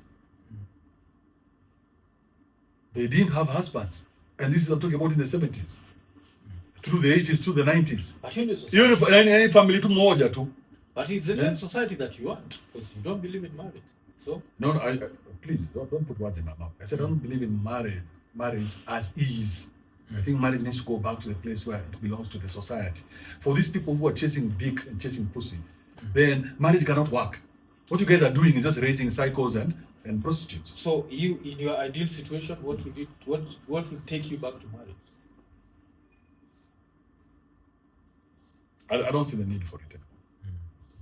Because of what am I getting from marriage that I need right now? Nikitaka demo kudinya sina mbele tu kwa kija na mbili. I import even from Kilifi. Everywhere. Demo ndoka mpaka TZ tunandama naleta Senya. Why would I restrict myself to being in the same house with one woman for the rest of my life? What's wrong with me? Uko na resources, uko na pesa, uko na akili na uko mpaka na vibe. Because kuna story nyingine mko mnapiga hapa kabla tuanze show. Chuka ni story ni I found it to be super interesting. Hiyo story yako ya microwave. Hiyo sasa, hiyo si kuishi. Hiyo sasa ni drama mingi. Microwave. Ndio unasema kuna demo alikuwa anafikiri unamrecord na microwave. Have you had only one woman in your life? Zii. Sasa utisha story nikupatie. Hiyo story ilikuwa fit sana. Sawa, tupate. Usiniambia hiyo. Now just throwing it out there like that, you know, like come on. See, sasa. Sema nikupatie story. Hiyo story ilikuwa fit sana. This chick. Tuatie history. Ili mimi ndio nilipata kio katikati. I found it. Wacha nikupigie hiyo story vizuri pole in less than a minute. So this chick alikuwa ni Kuro. Alikuwa ni Kuro wa wazungu huko Lamu. But kuna wa Italiano. So she used to call me papi. Sasa mimi ndio nilikuwa kazi yangu ni kuwakelea tu deki. It was the gigolo. Oh, ni Latina. She's pure black, very nice body, but she has learned the psychology of the Italian tourist. So ni papi this, papi that, and she was very expensive. Kwa kama amejivaa vizuri, lingerie vitu kama hizo. Very sexy woman. Siku moja kama kwa Keja, nilikuwa naishi place hapo na Ngata, opposite Urugane, inaitwa Tumbi. In the Tumbi. Yeah. Kama amevaa trench coat. Huko ndani amevaa hizi lingerie. Lingeri. Umeshikilia nini hivi kuna straps hapo. Unajua hujaiona hata kujifanya. Ndipo kaka akasema hi papi I'm here, akatoa jako akasema Mungu wangu leo ni leo. Leo ni leo. So tuko hapo she changed, she was wearing my vest. Those days I used to wear vests. I had just come from marriage. I'm happily married to wear a vest. Yeah. So nilikuwa na vest hapo, kaenda kachukua vest, amevaa vest na sasa inaonyesha tu nipples, vest yangu yakam. Dema go almost dead. Vest yangu yakam, tukapiga stundo. Tukapiga stundo fiti. Vest yangu akaona trupa sasa kanisho. Utanipatia, nikamwambia toka kwa nyumba yangu saa hii umbo haya. Nikamfukuza, nikazima light, nikajaza ipepete. Unajua mimi nakupepetana kwa kiti. Kwa bed ni awazae. So nilikuwa nakuuliza hii studio hamjai. You need to put somebody here hapa kwanza na yona. I don't want to record na mic, I'm speaking to the mic. So I used to have a red light when I was recording my shows at the time. So it was very bright. So I put it up from there. So it was somewhere there, and the microwave was there. The fridge was there, and the microwave was on top of the fridge, but they were in the same line. So the light, you cannot see it, but you can see the microwave. Oh, so it's an open kitchen. So it's an open house. It's our so kitchen iko pale. So unaona kitchen, open house, open everything. Yes. So nikasema lights, sasa niko na TV maduo. Inaitwa TLC ama TLC? Hiyo. Ilikuwa baingine kali, ilikuwa bro. Ilikuwa napepeteana huko ndani. Dema kona, so TV iko on, microwave iko pale. So nimeweka cushion mbili pale chini, sasa hizi napepetea kitu miguzi kwa hapo. Dema kona hizo lights, na hizo lights unaziko na numbers.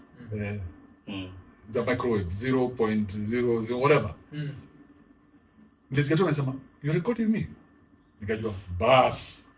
He said this in collapse. Dem akasema, "Hawezi kaa kwa hiyo how even 1 second." Alitoa. Akatoka mbio mpaka kwa wochi. Ule jamaa record. Ali hapa kiwanda Ndende. Hapo best yangu mwingine alikuwa anaishi hapo downstairs. Akaona nyama imejitoa. Nikaanza kusikia akiongea naye. Na angalia best nini? Ndule hapa. Sitakurekodi. Alafu asubuhi wewe unatoka uishi. Bro, this chick was fine. And she has a vest. You're seeing her ass, you're seeing the side boob. And every time when she moves, you can see the nipple. Yeah, so you collapse out. You see her kind of.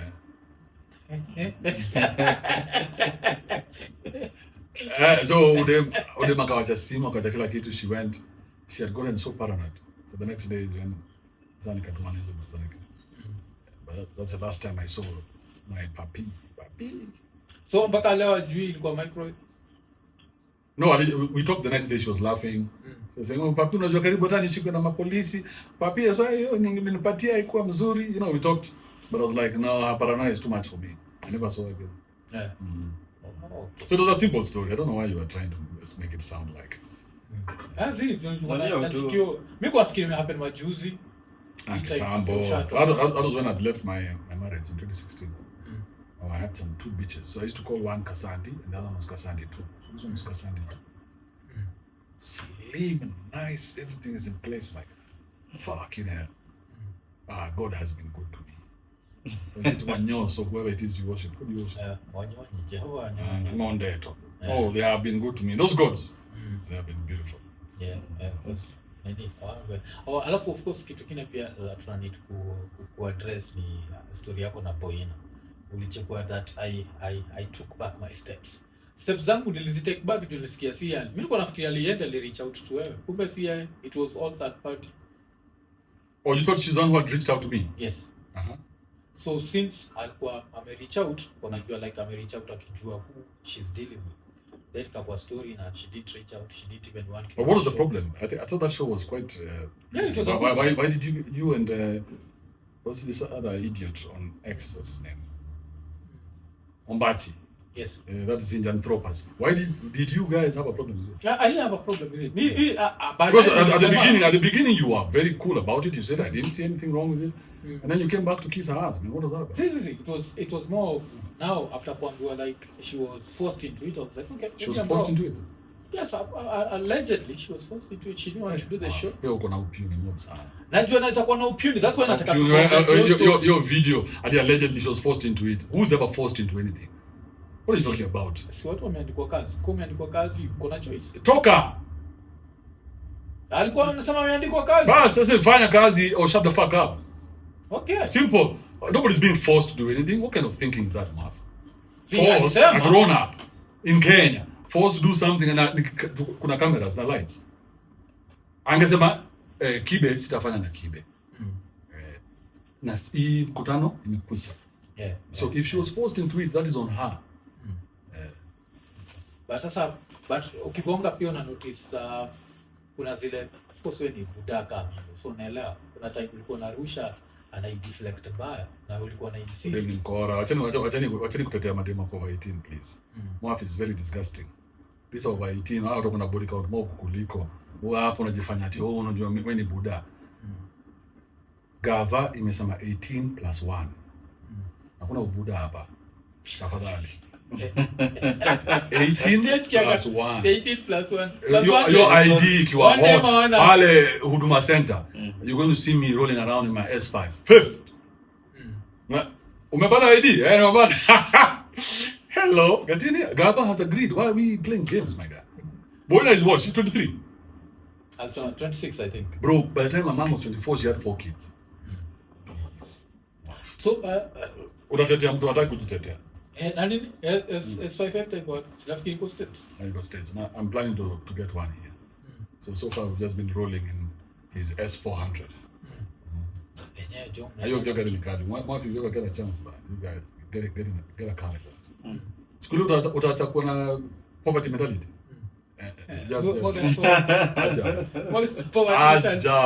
Gani niambie Johnny. Skulu utawacha tu. Alafu sasa uembrace sasa pesa.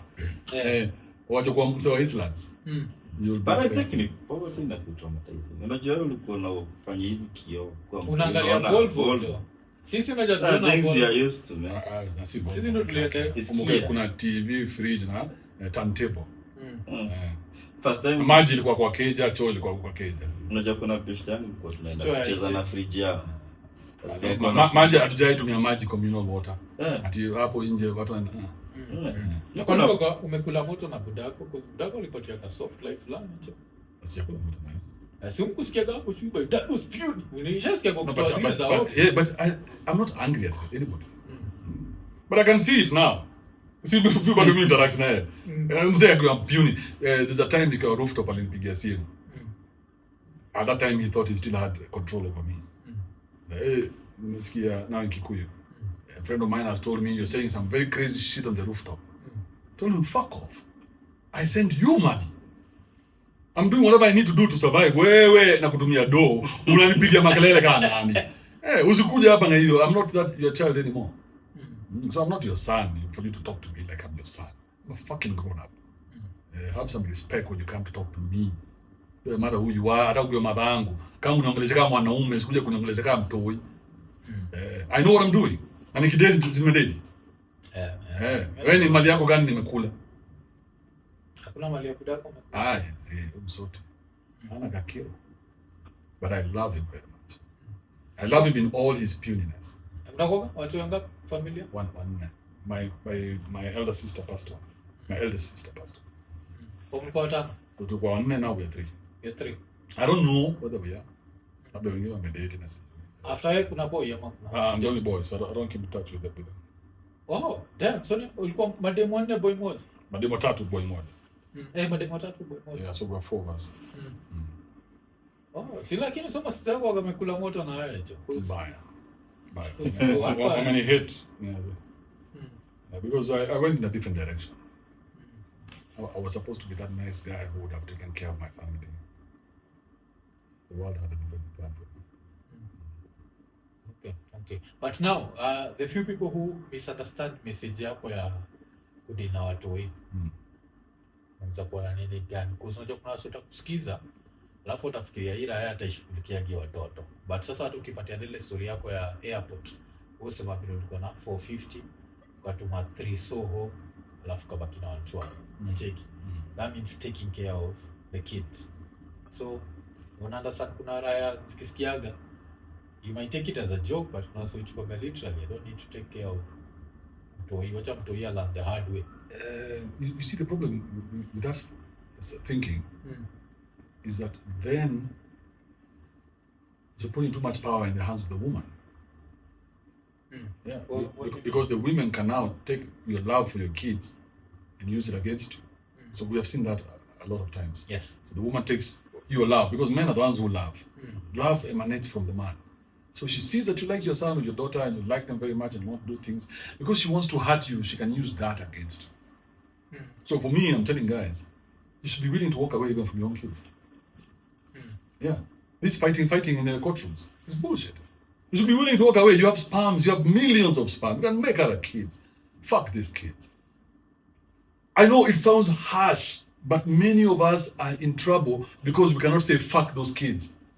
So this woman is going to put you through hell because of this social conditioning, social engineering, that you have to love your kids to death. I can love my kids from a distance. I can love them even without talking to them. I can love them without ever seeing them again for the rest of their lives. You only love God. Yeah. Just like God loves you. God amekupenda na kuacha ubinyo huku mpaka na mako. So the thing is this, as a man you must say no to manipulation. Did you ever watch a movie called The Usual Suspects? Yeah. The greatest trick the devil ever pulled is convincing the devil that he did. Kevin the one that Spacey. he did exist. Yes. Do you remember the one thing that he did? Kaiser Soze. With his family? And he went home and he found that these guys had put guns to his family. They had put guns to his people. Kaiser Soze himself said, fuck you and you and you. He killed his own people. Said, I will take the power. You cannot take the power away from me. I'm going to make your trauma nyuma umbwa. Akawa toi na wife. Akasema, mimi nimechukulia watu. I have done what? I made a mistake as a gangster. And I got into the family way. It's a big mistake. Yes. Some of you are players. You get into the family way. Big mistake. Some of you are not supposed to be with women. Big mistake. Get into the game of women. So you should be strong enough to say kwaheri to anything, anytime. Lakini sasa now the counter argument is wewe mwenyewe kusoma kwaheri tu watoto. Kumaanisha umekubali. No, I'm just giving you an example. Niko na watu wengine hata sikulikana. Wale unajua tu na wawili. And this is because it's the latest relationship. But I have many other kids out there I don't give a shit about. But so you're going to hold me to only these two kids that keep on my pen. As you know, if they reach out to you, oh bro, you welcome. Kama sahi tuko hapa na Mwaf, and you've had all this shit I've said about you. I'm actually a pretty decent fellow. If these kids were to reach out, you'd probably have a bagger. Then I send them back to their mother. Never contact me again. Yeah, because what is this you're looking for? See, they're looking for. It's done. It's done. I'm not that guy. Yeah. But ours sasa ni wa broken marriage. Our really. So these are the results of broken. I mean, all of them are results of broken relationships. But kuna wale wa married. So but church, from church to this. So Burale I don't know anything about Burale. I see his rise. He has been very lucky. He's made a lot of strides. No, anauliza like from nowadays new bonga hata. No, we don't. Why? Because naweza taka kujua like how wanachukua. Life yetu ni different. Yeah, lingia life ya ukon. Mimi nimechukua life ya straight and narrow. Sasa how are we these two? Because I cannot hang out with pastors. It's bad for business. Yeah, it's bad for business. Because for me, I have to say what I have to say. In church, you can't. So these two are not compatible. Because napenda sana kumwangazia the fact that the church is the biggest convent, and they sell this ish kabisa. But now the question would be like, what's the difference between each time mnafanya na Brale with the power of self-image na saizi kudu masculinity? Like, is there a difference according to you? No, there's no difference. It's all the same thing. It's all just empowerment. Yeah. It's all empowerment. We've had a big problem for a long time. So I think this is just a culmination of all that. So it's 28 ways to win. So there's no difference between what we're doing then and what I'm doing now. Only that I would say I'm more exposed, probably wiser, and I have better ways of presenting issues. Okay. Alafu pia ukiwa state uliendaga very right wing podcast, and in the podcast I think one of the things I used to get from you, maybe indirectly, I don't know, memory yangu ga messed up, was I felt like you think Black Americans have a victim mentality. I don't know if I put it in the right words. Yeah, they do. It's ridiculous. Yeah. Nika watu wa ghetto hapa Kenya. It's very few people utapata hawana victim mentality because it's preached. That's why the politicians are able to go there and give them 200 bob or 300 bob. Because the only thing they'll push to them is the victimhood. Accept the victimhood. That's it. Hey, hamna nini. Wewe, do you know the cost of unga? Do you know? Najua. Unga maybe 160. Well, check it. It doesn't matter to you. So when that guy stands there and says, unga imepanda, you're like, hey, imepanda. Like, you don't know. You don't care. Do you? Wewe ukitaka ugali itakuwa hapo kwa meza. Unga ikiwa so 2 so 3, it doesn't matter, unataka ugali itakuwa kwa meza. So we are very pretentious. Extremely pretentious. But things matter and they don't. Yeah. So I don't even know where I was going with that point, but I felt As it got Black Americans. Black Americans are victims. What are now? Right now they're still crying for reparations. See, I think kuna dem fulani chiki alipatiana example for Black American girl. She gave a very good example. Alikuwa anabonga juu ya kama ukicheza Monopoly na mtu for 400 years. Si ndio? Anacheza Monopoly. Yes.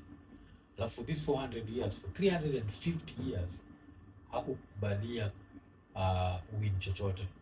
Ilikuwa kila kitu una do, any wealth that umemake kwa hii Monopoly unampatia for free. Si ndio?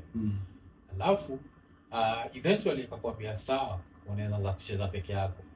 Haiko ni for 250 years. So after 250 years akakwambia for anything, so unaweza jitengenezea nini yako peke yako. Then ulianza kufanya peke yako, akakuja ka destroy. So akapatia an example ya Tulsa, unajua Tulsa Oklahoma na Rosewood. So Tulsa ilikuwa inajulikana kama the Black Wall Street, sio? Ilikuwa attacked, ikakuwa razed to the floor.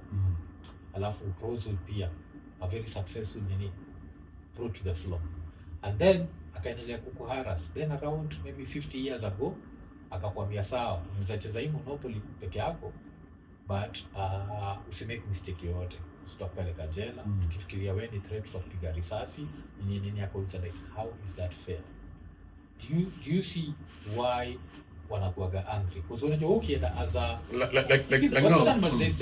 ukienda as an immigrant and umetoka a shithole country, you'll appreciate everything plus the injustice. But if you are born there, where is there more police brutality? In America or in Africa?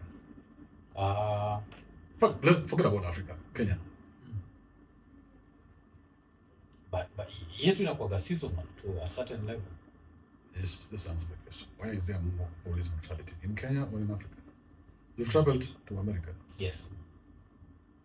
How many Kenyans? With America, I'm more afraid. How many Kenyans who have ever traveled to America have been killed because of police brutality? So if, let's say, since the beginning of Kenyans going to America, let's say we've gone about maybe since the 60s. Maybe since the 60s, the time airlift program. Let's assume maybe 5 million. It's 5 million a good number. Tumekuwa submissive as fuck. But is 5 million a good number? Wale Wakenya shenda huko, maybe a million. No, a million is California. A million is California. So let's say 5 million. 5 million Kenyans have been to the US to study, to do whatever, everything, since 1965, including Barack Obama's father. How many of them have reported police brutality? And this is what I'll tell you. My counter argument to that would be attitude yetu as Africans, we are very submissive. How many? It's not a counter argument, it's just a question. Yes. How many of them out of 5 million? So we can take a percentage. Yes. Out of 5 million have reported police brutality. Either they were shot by the police or false arrest, whatever. Any police brutality out of the 5 million who've gone. What do you think the percentage could be? Less than 1%. 1%. If 10% is 500,000, 1% would be 50,000. Yeah, less than that. Maybe even less than 0.0. Thank you very much. Yes. But it's not the same with blacks. Why is it not the same? It's their country. So they'll work with more swagger than Sisi. So in the same country, the same more. Black person has no incident of police brutality, while the other one has incidents of police brutality. And they're the same black person living in the same area. What does that say about those people? Same black person is indistinguishable. If you're in America, they cannot tell where you come from. A few of us on that time, but I understand. There is no time they can tell whether you're, unless umedress ka, hata ukidress aje, hata ukika homeless. A black person is a black American until you open your mouth. But the incidents of police brutality are way, in fact they don't exist. Mimi nikiwa huko for hiyo miaka yote, there is no mjona crowd. Ulikuwa unaendesha S550? Nimeendesha gari mob, si S550 peke yake. Gari mob, the best possible cars. Nimeendesha mpaka bus in America. Sijaisomesha na karao. I don't know how watu wanasimamisha na karao. George hajaisomesha na karao. Atijua amefanya kitu ya ujinga. So if you are stupid, tutoe police brutality. Tuende kwa systemic racism. Yes. Does it affect like people like Oprah and Jay-Z or Tyler Perry? Am I just to the in the ghetto? Tunabonga art. Let's not talk about art. Let's talk about now like sports. Normal day-to-day life. Yes, not sports, not art. Normal day-to-day life. Like where? Where getting a loan becomes harder. Like where? Getting a loan as a black person nakoga harder. Where are you saying? Anywhere in the US. Black people get a loan. Nakoga harder. Number one. You sound so ignorant. What the fuck are you talking about? It's hard to get a loan. This is please. But unajua blacks walipewa PPP loans mingi aje? You know the blacks had more PPP loans than anybody else. Mortgage or PPP tunasema like mortgages. Tunapoka vitu kama mortgage. Mortgage rates for black. You're a very exposed person. Yes. Usiongee ile card once. Yes. When you say exposed, America is all about credit. They don't care your skin color. It's all about credit. Is your credit good or bad? Yes. It doesn't matter where you live. It doesn't matter who you're fucking or who's fucking you. Is your credit good or bad? Bro, that's all they look at. They never even have to meet you. Okay. It's all about credit. Yes, Jakarta. Don't Google for me because you are the same people who write this shit on Google. I have been there and I'm saying I don't see what you're talking about. Lazima utakata. Okay, what are you going to tell me? Yeah, hapa ilikuwa tu Google. Na hii AI overview. The AI overview says black borrowers often face challenges securing favorable mortgage rates compared to their white counterparts. Why? Even when accounting for credit scores and other loan characteristics. Even when accounting for credit scores. Who has written that? 2024 study by the National Association of Realtors found that 20% of mortgages for black borrowers in 2022 had rates exceeding 6% compared to 21% for Hispanic borrowers. So black people are gonna need at higher rates. It's the color of your skin. No. It's simple. No, it's the rate of default.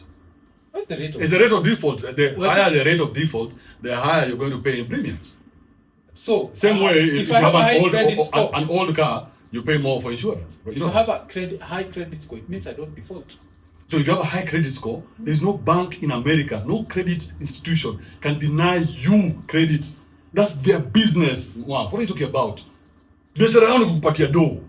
Uko na credit. You know what a credit score means? Yes, najua. It opens up the world to you. What does it mean? It means that a credit score means consistency. Credit, yes. Consistency means that you borrowed here, you borrowed here, you borrowed here, and you paid back. So they can trust you with more and more and more and more. The majority of the black people cannot be trusted to pay back. They don't pay back. They're still on food stamps. So these are not people you can trust to pay back the loan that you give them. That's why the institutions don't give them. But they're not giving them because they are black. They're giving them because they are unable to pay back their loans. So wewe mwenyewe hapa comfortably tuambie that black people majority wako on food stamps. Wamesema majority. Bro. Not majority of black people are on food stamps. Are on welfare. Welfare and food stamps. Like self-hate than anything. I'm not a black person in America. Why would I hate them? See, you are a black person. But if Mwaf, if majority of the black people in America are on food stamps and on welfare, where does your argument go? Not majority of black people. Yeah, I'm saying, let's assume that is the truth. Yes, it's not the truth. The truth let's assume it is. Majority of people on food stamps are black people. That can be true. Nah. But say majority of black people are on food stamps. If you look at food stamps by races, you look at welfare. Yes. The black person. You can Google that. Sasa kuna vitu umekubali ni Google. Because hizo zinatoka kwa the results tunazijua. They are coming from recognized institutions. Okay, acha niangalie food stamps by nini. Ukiangalia single motherhood pia blacks wako on the top. Yeah. Coincidence? Yeah, single nini hiyo inajulikana. So single parent homes have less income than two parent homes. True or not true? Yes. So meaning two parent homes can pay back loans better than single parent homes. 90%, or not 90%, many of the women who are single mothers are on food stamps. Okay. This is interesting. Uzuri wewe ume bring up. Snap.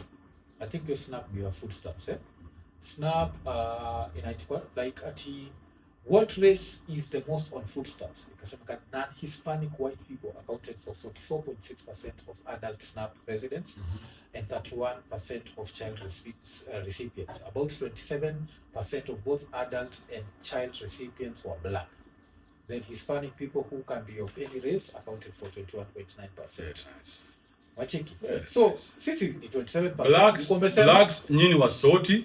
You're the most violent and you're the most emotional mmerezo na mama zenyu. Ndio maana nyumba zenyu zimesota. Bro, you should see how some of those black people live. They live worse than us. Now for America, country of possibilities. A country where you can go to Chipotle and get paid $18 an hour. Yeah. So na understand, make kitu moja mlikuwa magajao ama brothers zetu. Because mimi bado mwanachukua kwa brothers zetu. One thing that I'd want them to do see the world. I feel like American education inakuwa very limited where you end up thinking all you can do succeed in sports na art. Najua. So kama education, science nini hawakuagi as active as. Unapata kama Nigerians wanaenda huko wana dominate, Wahindi wanaenda wana dominate, nini wana dominate. But still, siwezi sema that you can go around this world without understanding that you're a black man. Hata if you that is nonsense. When I move around Texas, not realizing you're black is to be very naive. Mwaf, when I was in Austin, I used to go play pool at a certain pool hall. Your pool hall, imejaa white. There's only one other black guy there. Yes. But bro, and it's a pool hall that has 26 tables. 26 tables. Yeah. There's only one black guy there. I was the second black guy there. I never felt uncomfortable. I never felt like I needed to. I never felt that racism that you talk about. In fact, me and the guy who used to register us, we used to crack Shaka Zulu jokes. Yes. Together. Yeah. Because that's how free we are. In Texas, Austin, I would drive to the time when I would feel pressure, nikienda somewhere labda naenda kuweka mafuta kwa petrol station area ya blacks. Hapo ndio nasikia njeve, najua hapa anything can happen. Yeah. But place kuna whites, I never felt that pressure. Yeah. So what has happened? Black? Was it were they rich neighborhoods or poor neighborhoods? Which ones? Where I was staying? Those are the blacks. No, blacks are rich neighborhoods. That's unakwambia. Wapi? Watu wapi? You unakwambia disenfranchisement. When a black man when a black man gets money, what does he do? The first thing he does is what? No, he moves to a white neighborhood. The first thing a black man does when he gets money, move out from that puny neighborhood is to the white neighborhoods. That's why there's safety. Yeah, that's why people are not looking through your fence. The first thing a black person does when they get money is move out of the black neighborhood into a white neighborhood. That is standard in Ajulikana. Why? Because kutakuwa na better schools na kutakuwa na better safety. Everything is better on that side. This is chaos. Na hii chaos ni juu ya poverty. Ni juu nyinyi ni mapunis. Ni juu ya poverty. You are punis now. How long will it take Kenya before we get out of colonialism? Skiza. Counter argument yangu would be Atlanta. Atlanta ni majority black, yes, and it's run by black people. It's one of the most successful cities in America. True or false? Inaitangwa the America's Wakanda. No, it's not run by black people. Ushendaga ATL. It's not run by black people. Ileta mliko ulienda ATL. But it's not run by black people. ATL unge notice jo. Unatembeaga, it's one of the few places in states ile nilitembea na feel kama majority black. Tuko wengi. ATL, the city itself, like every two people ni mmoja wetu jo. Uko like, go home, Jonas go home. Unacheki. This see wa Kenya but my blacks wako wengi kabisa. What do you mean mmoja wetu? Like those people are not your people, bro. They are still my people, man. Ulitoka wapi? Nikiwa place yote. Nikiwa place yote in this world. The first thing was naga kabla niongee ni ingos. Na ingos yetu wangeko judged kabisa victim. Before tuongee. This is victim. In reality. You still have it. Even as successful as you've been with this podcast, you're still carrying around the badge of victimhood. It's not victimhood. But every time I go somewhere, people see me as black before I open my mouth. No, you are seeing yourself as black. So you're seeing yourself as black, so you're countering whatever it is you think they're seeing in you. Stop living in your imagination, Mwaf. Come on. Wewe unafikiria tu anakuona kama Kibe, a man of character. Doesn't matter what they see. It does not matter. You're so confident. Sasa wewe kila saa ukienda unaanza kuna watu wanakuchukulia aje. What are you talking about, Mwaf? Of course serious. See, Your point makes sense. Well, lazima tunene. So, Black mwenyewe people in America, let me just put that statement out there so you guys can understand. As long as you carry victimhood, it doesn't matter where you go. If you go to America today with that victim mentality, utajipata uko place ma blacks wako na victim mentality. If you carry that shit, you go to Tanzania, you'll find people who are victim mentality na mkae na hao. There is nothing like racism. It doesn't exist. That's a lie. It doesn't exist. You see now you are by definition a racist. Okay. Yeah, because for you are seeing your color of your skin. So you're not seeing merit. You're not seeing possibilities. You are seeing first things first.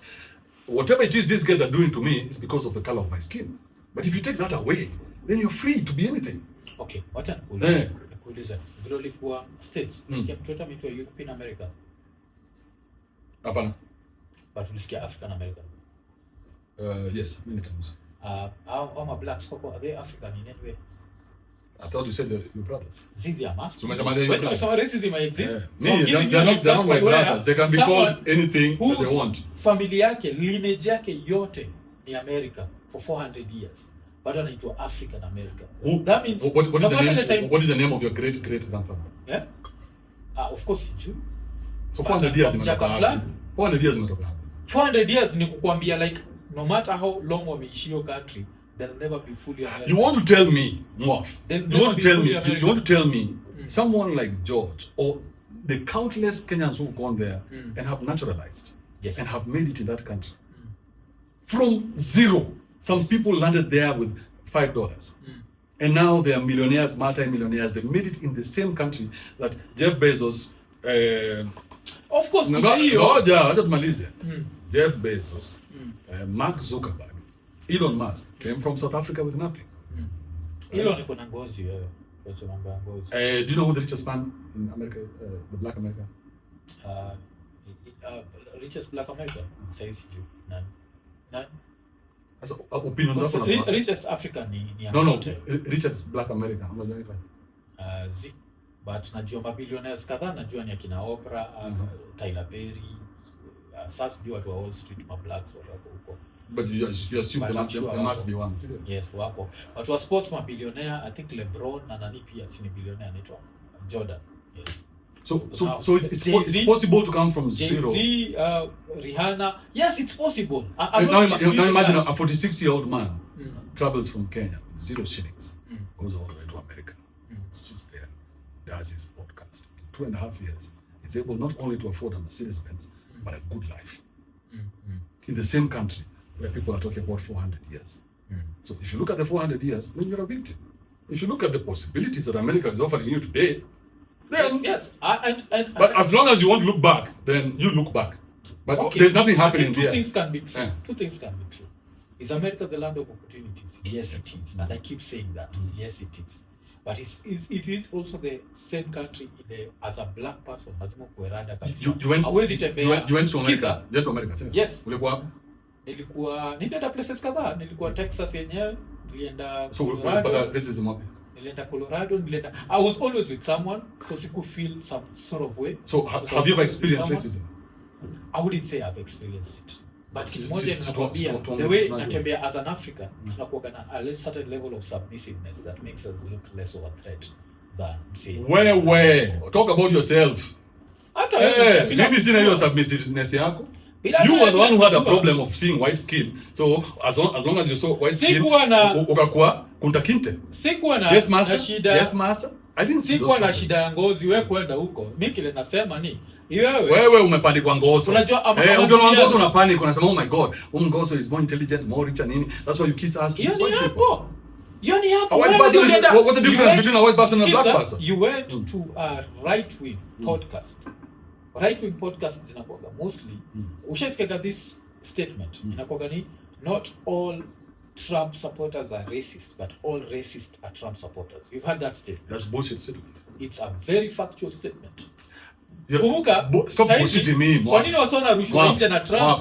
Ushasikia mswa Brito amerushwa El Salvador. Who? Okay. Have you heard a white person? Let's discuss things we know. Yeah. Who deported more people in the first few months of office? Uh, Between Niko sure between Obama. Bush, Obama, Wacha tuangalie. Biden and Trump. Acha tuangalie. But kuna mtu Nataka ukipata hiyo, then I don't think you have the depth to talk about someone like Trump. I have. No, I you have. don't. I think Because you've already taken a I think he's a position. moron. You've taken a And that's why position, he's so we messing can't up the have economy. we can't have a real conversation because you've already taken a position. How is the economy doing? The American economy right now? It's beautiful. It's not. It's tanking. Let's talk about Have this. you looked at the dollar? Forget Yes. about this. We don't know Yes. anything. Me Yes. and you are idiots when it comes to this. Yes. Tuongee vitu tunajua kaa kupinyana, hiyo mimi najua. So there's a Trump, mimi na wewe tujui. Yes. Let's talk about things that both of us know. This one we have no fucking clue. Mm. Yeah. You and I have no idea what we're talking about. Yeah. Okay, what did Obama remove more non-citizens from the US than any other president? Use the word deportation. Deportation. Yes. Okay. So Obama alideport wasi kibao. Okay. So your point yako ilikuwa ni dot juu ya Mavi, erase that. The next point. I told you Mavi. So kwa ubonga juu ya Trump na vile Anamshauri El Salvador. Rudisha tu kwao. But Barack alitupa watu wengi kuliko Trump. Alikuwa anarudisha kwao. It doesn't matter. Toka kwa nyumba yangu, I will find a place for you if your country doesn't want you. Yeah, it's simple. I mean, you're a president, right? Okay.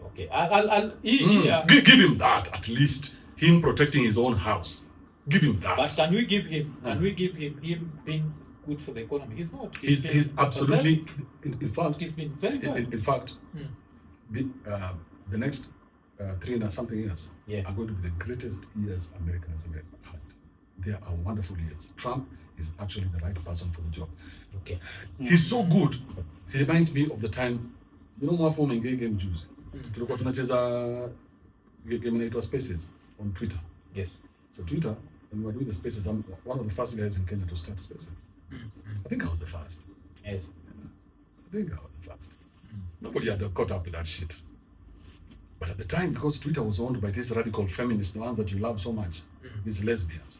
So every time you opened a podcast or a space, and they know there's a man speaking, then they would rush and they would come together and they would go report you. And then they would bring down your channel. So my channel was brought down many times. Because of spaces of people talking. Kama sasa hivi letu tunaongea. Yeah. The best thing that ever happened to us was Elon Musk buying Twitter. Okay, you're Chekata. It's also now whenever I see Elon Musk standing next to Donald Trump, then I know everything is right with that. These two people are going to take us where we need to go. Okay. Tungewacha Duka Kamala inge hiyo place by now tungewacha tumevinywa mbaya. Nime Google Gina recession. Alafu Washington Post 7 hours ago is only one with the US avoids a recession. Business Insider. Here's why 4 top economists say a recession is now likely. Forbes. Apollo says 90% chance of voluntary recession. Nacheki, heavily impacting small businesses. Nacheki. So that's how alafu sasa IMF wamesema no global recession. So recession itakuwa tu America peke yake. So that shows you how this guy is not good for the economy. Yeah, nini? Amefanya dollar saizi ni weak. Dollar ni weak. I don't think we have enough information to have that discussion. Mimi na feel kama tuko na enough. You've already taken a position. So, I've taken a position. So there is no discussion. Based on he was the first day Villa. 2 minutes. Yes. Space. Oh, space mission. Damn. Okay. Tunafaa kuenda back. So let's wind up. But imekuwa hiyo argument just So tumemaliza. Wacha tu ni copy ni moja alafu tumalizie. You can just sign out.